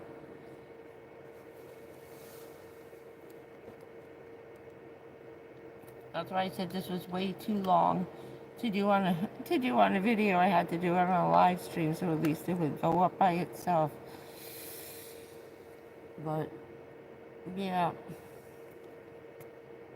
this guy's still sitting in his car over here.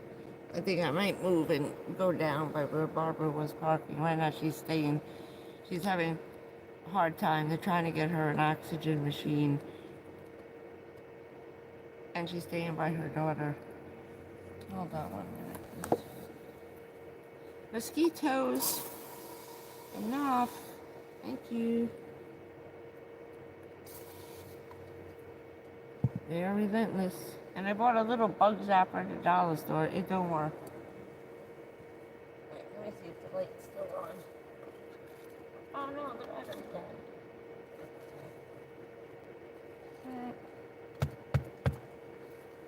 The battery's dead. I left it on last night by accident. It makes a pretty purple light inside. I have to get the screwdriver though to change the batteries. Tomorrow, I'll show you. I didn't think it was gonna work. I just figured it was gonna be blue or purple or pink light inside. It's pretty. You can't have that. It's not a toy. It's a light. Oh, what?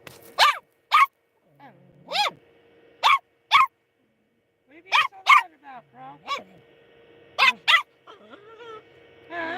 Hey, thief. See what I say? He's such a sneaky... You're a sneaky thief, man. Dude, that wasn't cool. He does it all the time. He picks my pockets. I don't even feel him going in and out of there. Hopefully my refrigerator will turn itself off soon. I went to the dollar store and just got a bunch of bologna and salami and hot dogs and chili. That's why if everything went bad in the fridge, it was only $3 worth of food. Well, $5. Why are you being so bad? It's because the lights. I know. We had a long day and it's hot and you may be actually getting sprayed in the face in a minute. I try not to do that because that's how I wipe him off.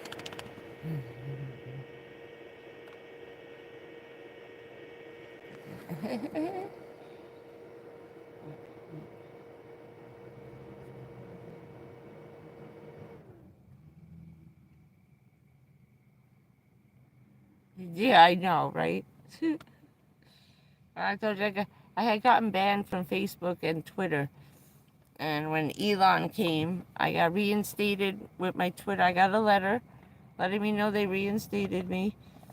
And then about a month or 3 months ago, I got a thing from Facebook that if I wanted to, I could come back. But I got in trouble with the bosses because they're not supposed to be doing that. And that's when I went in and spoke with them, and they were like, you can't do that. And I said, why not? I quit. I don't work there no more. He said, yes, you do. Yes, you do till you die. I said, great. Thank you. Thank you so much. I said, so all that counts? He says, yes. Your loyalty oath, your morality oath. We had to sign a piece of paper. It was a morality clause. Like I can't be running around drunk in public, making videos, getting caught with my pants down in my car, crap like that. You have a morality clause as a law enforcement. And federal is worse. Good Lord. You don't want to be caught doing nothing wrong. Don't catch me on film, please. So, it's a lot. And then I got yelled at because I was talking too much poop. And I actually I shared something. Somebody sent a photograph to like 20 people. I was one of the 20. I passed it to one person. And it was another person who got in trouble. Both of us got in trouble on this one, only he got back in longer. I think he had a 6-month suspension. It was a friend from home, a cop, a friend who became a cop. I sent it to him because he was always getting sent to Facebook prison. So, for talking shit. And then I got yelled at by them. I said, you're not allowed to do that shit. You're in trouble. Remember this? I was like, ooh, okay. Facebook got wiped out. I couldn't go on it. The app disappeared. It was just wiped right out of my computer. Like it never existed at all. And then Twitter went with it. I lost both at the same time. But I never said anything on Twitter. They just took them both away. So I'm not on anything. If I want to look at it, I don't make an account. Some of them you have to. If you have to make an account to go on, I don't do it anymore. I don't. I could watch the Rumble, but it's the same as YouTube. It's the same people here on YouTube or over there on Rumble too. So it's just the same thing. Oh. So I don't understand the difference anyway, because some of them get their stuff pulled off. So what's the difference? Hell with it.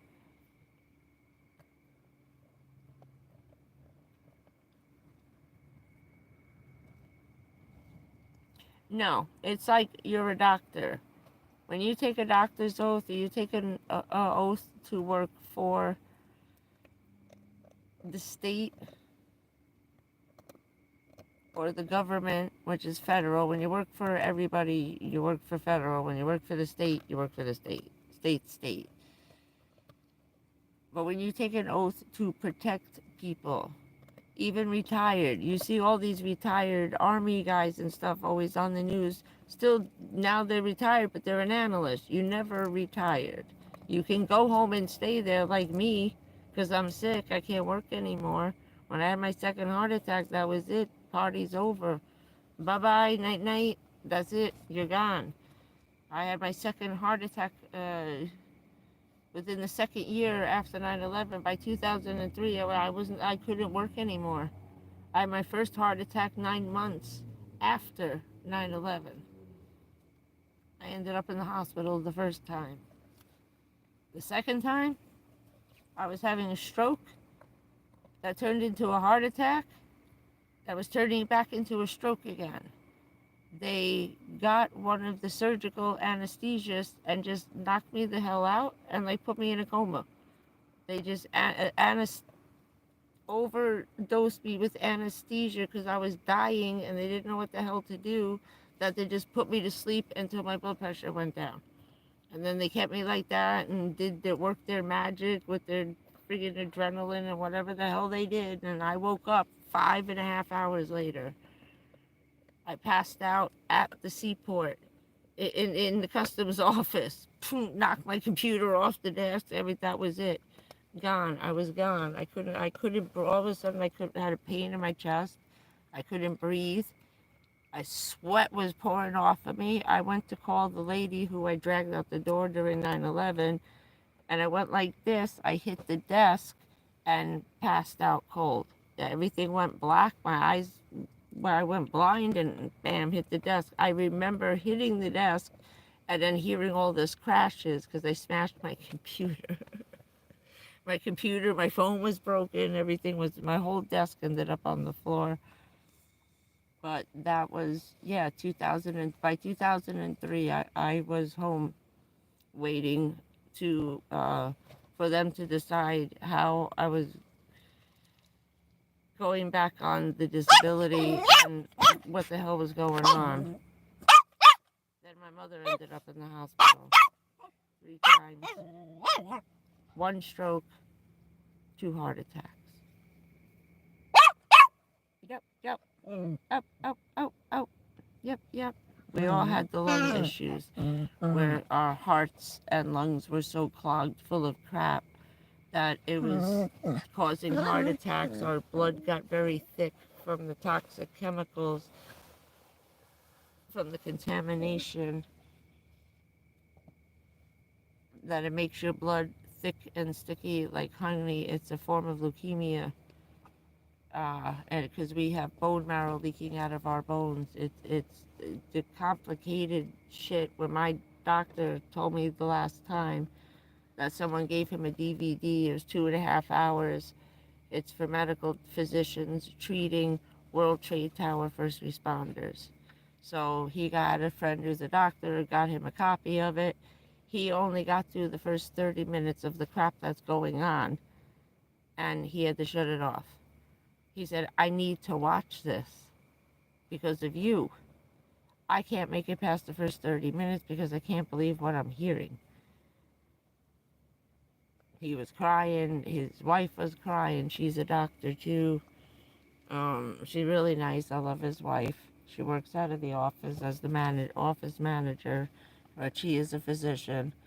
And so he's been trying to figure out some kind of game plan, or at least see if we could figure out what's next.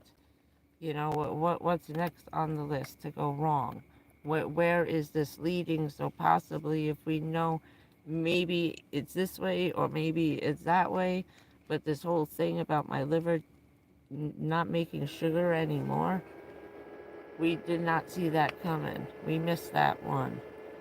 And he's trying everything he can do to try to figure something out, because I have to drink sugar water all day long.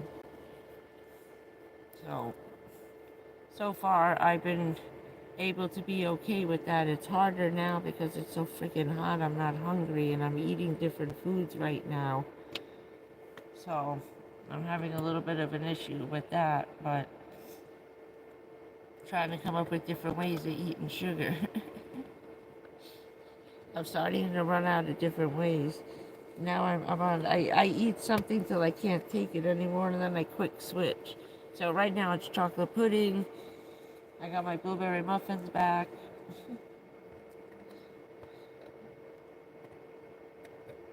Soda is always the good one, because I can't have the fresh fruit right now.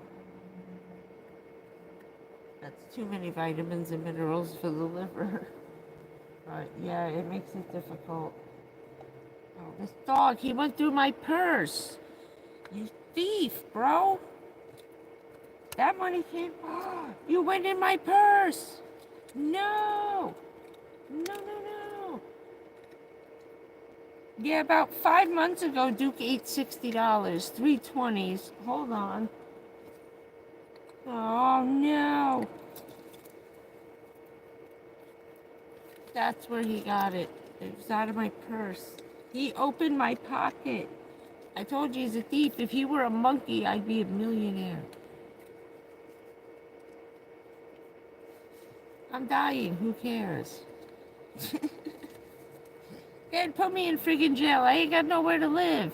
I'll send my monkey dog out. Start picking pockets in crowds. Hell with that. Those casino boats. And take him on the cruise ship. Let him run around. Snatch some chips. He is a thief. He got this open. Because it's got a tab on it. He pulled it and took my money out. That's on the bag of ice we bought last night. Here come the motorcycles back the other way now. Oh, it's a madhouse. Thank you, Cheeseburger. I'm trying. It's all lighting. The lighting's very, very good. And yellow is better. This is like an orange color, but it looks pretty. It comes up on camera as white. Can't use red, but it looks very pretty, and it puts Duke to sleep.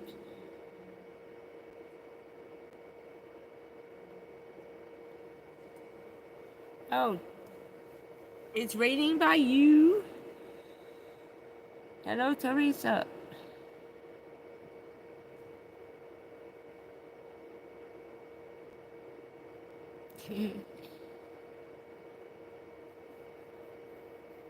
Oh yeah, he'd probably be in charge.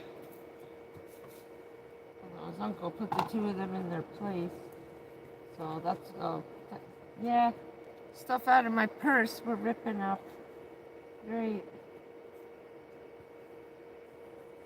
He tore up one of my blood tests. I was supposed to go to the doctor a couple of weeks ago. Just to keep going on the blood test. It doesn't matter.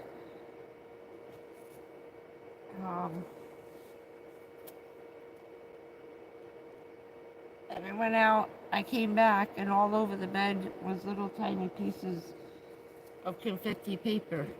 And I said, oh shit, what was that?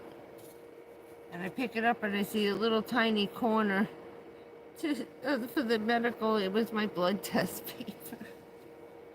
I said, oh well, too bad. I'm taking the month off. I tired of going to pick up those test results, and it's not going to make any difference. He's just trying to keep an eye. The antibiotic doesn't work. I tried, he was just going to write it out for the same one again and just see if it happened one more time. I found the pills. I took a pill. About 4 hours later, my elbow and my ankle started hurting all over again, so I stopped taking the pills. I'm just going to use that last, like, chemotherapy pill that I'm taking for the autoimmune booster thing. It's the only thing that my body will stay with antibodies with, so I gotta go get it because I left it at the storage unit. I forgot. I'm not throwing it. Just put it over there. I don't even want the food on the bed because you're gonna bring your little friends from the floor. They're gonna make their way up here and then I'm not fucking sleeping. No! And it's like bug season too. Every store is out of glue traps, raid, no ants, no spiders, no roach things. There's just nothing. We're out of everything. Except the really nasty stuff, and I can't use that in the car. Where are we gonna go? We can't spray the bad stuff in the car. So all the non-poisonous ways to kill insects are just missing. I found 2 glue traps in the dollar store. I snatched that so fast. You know, I started looking for more, and there are no more.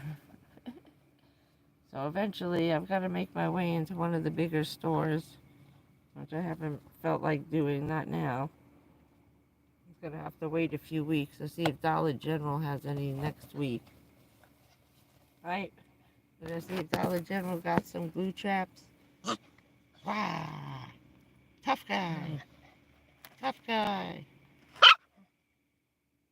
See what I mean about how many different colors? He's got like 5 different shades from white to brown. Ow, that's my leg, dummy. Thank you. Stupid. Where are you? Wait, where is he? There he is. We can't see you, you fool.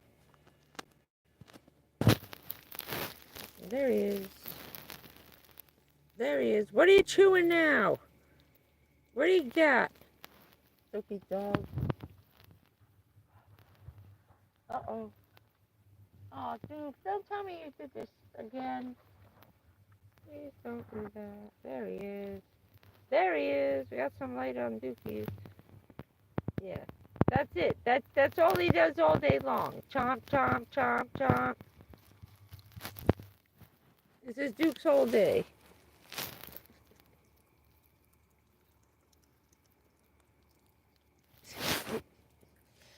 Those freaking teeth of his. He looks like Jaws, man.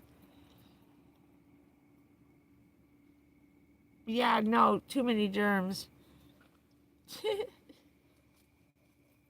And then they take your check. When you move into those places, you voluntarily give up all your money. And you don't have another dollar to ever spend until the day you die. So, no. No.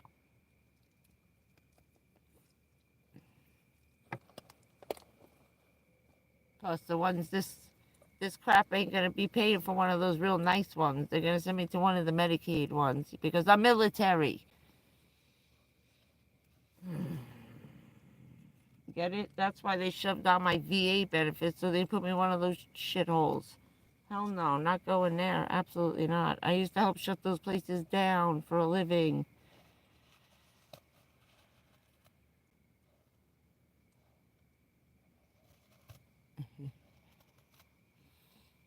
Yeah.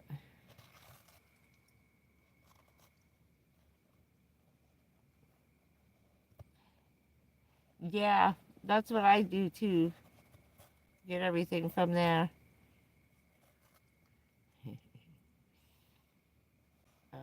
Yeah.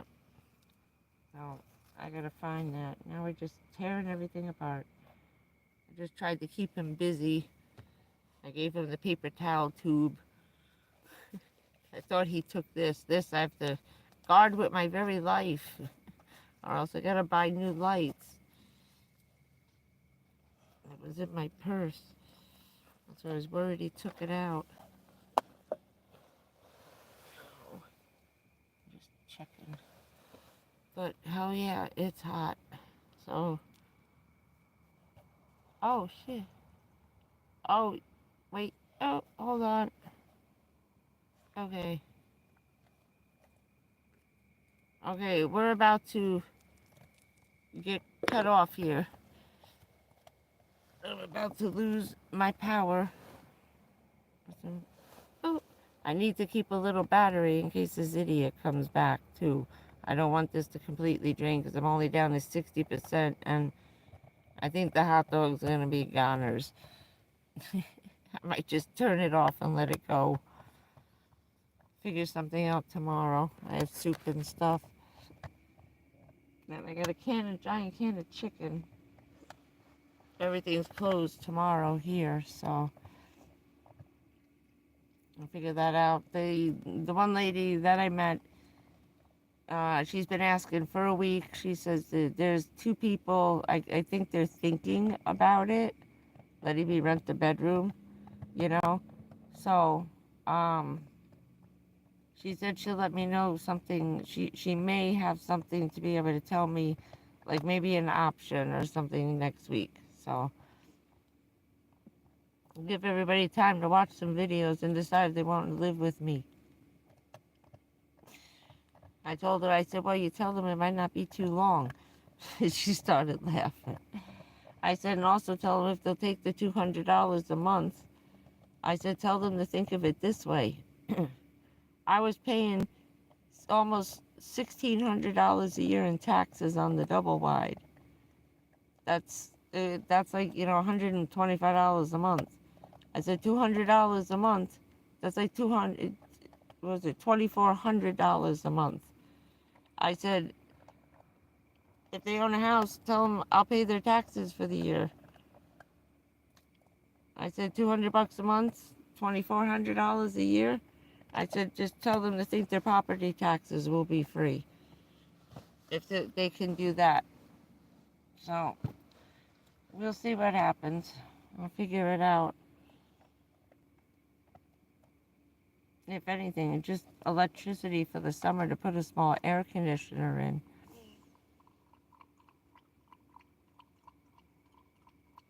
Yeah, I know, that'd be nice. I wish it would work. Oh, I have crazy pills that I hid because I couldn't take. I took one of these pills that they gave me from the bone cancer doctor. I took one pill, it lasted for 3 days. It would not wear off. It was just some crazy time-release Vicodin. I've never taken anything like that in my life. It was nuts. It was insane. My doctor's like, no, that's too strong. He said, well, she knows that stuff doesn't have an effect on you, but we didn't know that my liver, how bad it was. So I got the prescription before we did the ultrasound of the liver and almost freaking killed myself on those pills. I could have sent my liver into toxic shock and shut it down had I taken one every hour, every 4 hours, just around the clock. By the time I had gotten to the 3rd pill, my doctor says my liver would have keeled over and died. Because for some reason the time release didn't time release. And it hit me all at once. I was like, blah. I couldn't move for like 4 hours. Thank God I was parked and I didn't have to move. That was insane. That was insane. Oh, I didn't think about that. No, that's the battery that's keeping the lights going. I didn't realize, I forgot you could hear that. Sorry. Ow, will you stop distracting me? He just likes being spanked. That's it. He likes a smack in the ass. He likes it.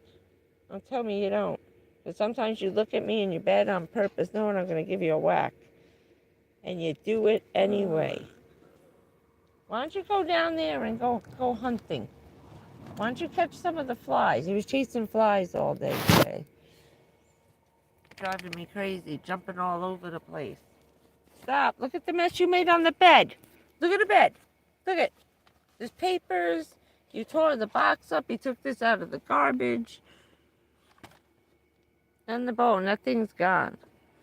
He keeps spitting off the pieces and leaving them. Sometimes he'll come over and put him in my little dish or on my tray. Yeah, he does. Well, he's got his girlfriend. This is Duke's girlfriend. She even has feet, too. Her name is Sally.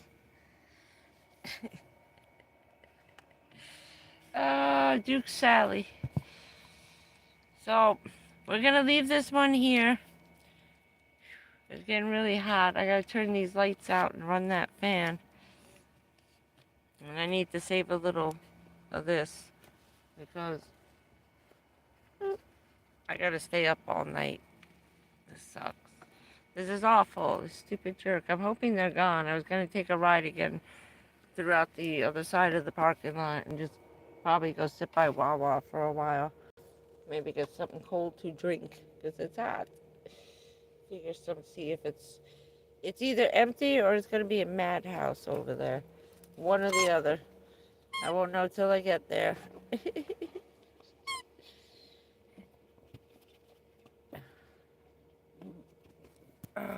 So everybody, thank you, Dabsy. That would be nice.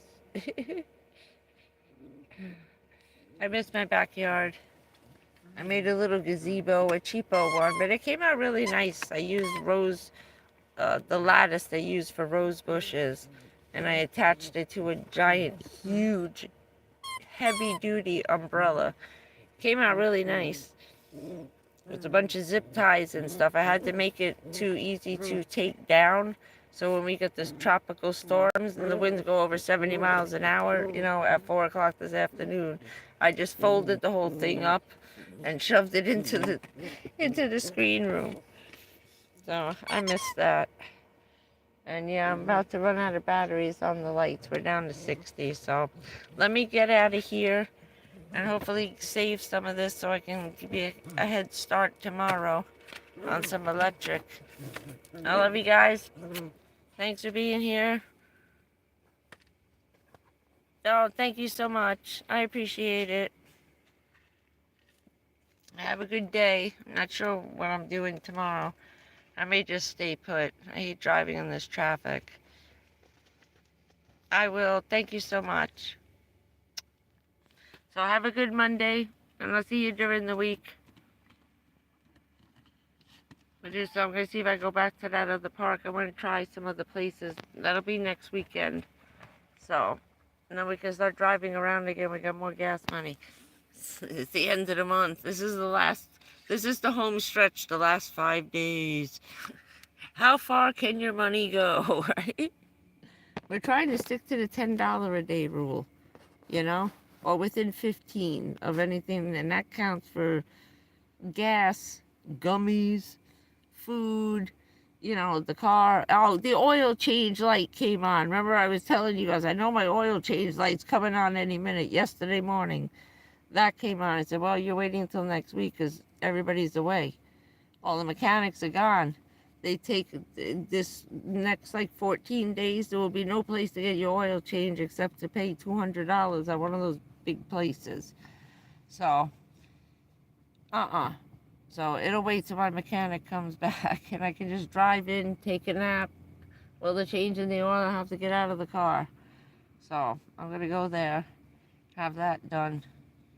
And then I gotta have him check on the brake, but oh, they have to put that on the lift to take that off. That's a pain in the ass. I have to go to that guy too. I can't go to Firestone until I get the door fixed. I forgot. I went to go make an appointment for after the 1st next week to get the oil changed, and I realized they can't get in and out of the car. They have to drive it in. They wouldn't let me pull it in the last time.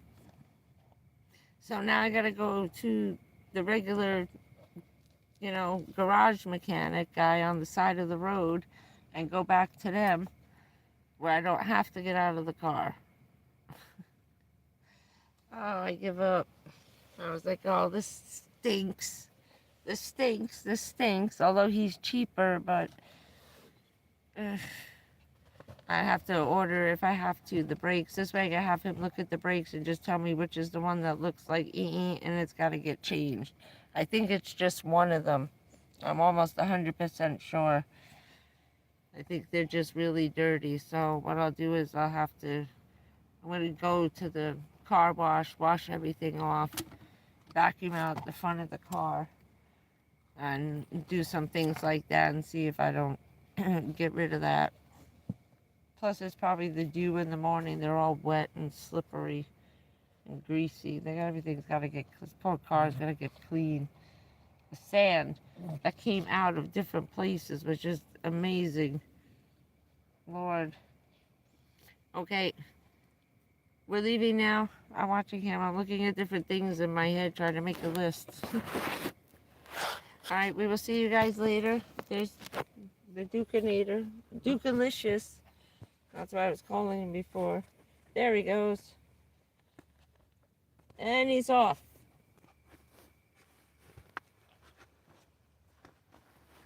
We're watching you, bro. Okay, we're gonna leave now before we get kicked off. Duking and doggy porn hour. Poor Sally. She's cute though, right? Little swinging feet. Whee. I got the right one for him though. There you go. Take care. Bye-bye. Okay, we're leaving now. Captain America bids you adieu. I'll see you in a few days. Have a good holiday. Enjoy your day off tomorrow, everybody. Have a good night. Goodbye.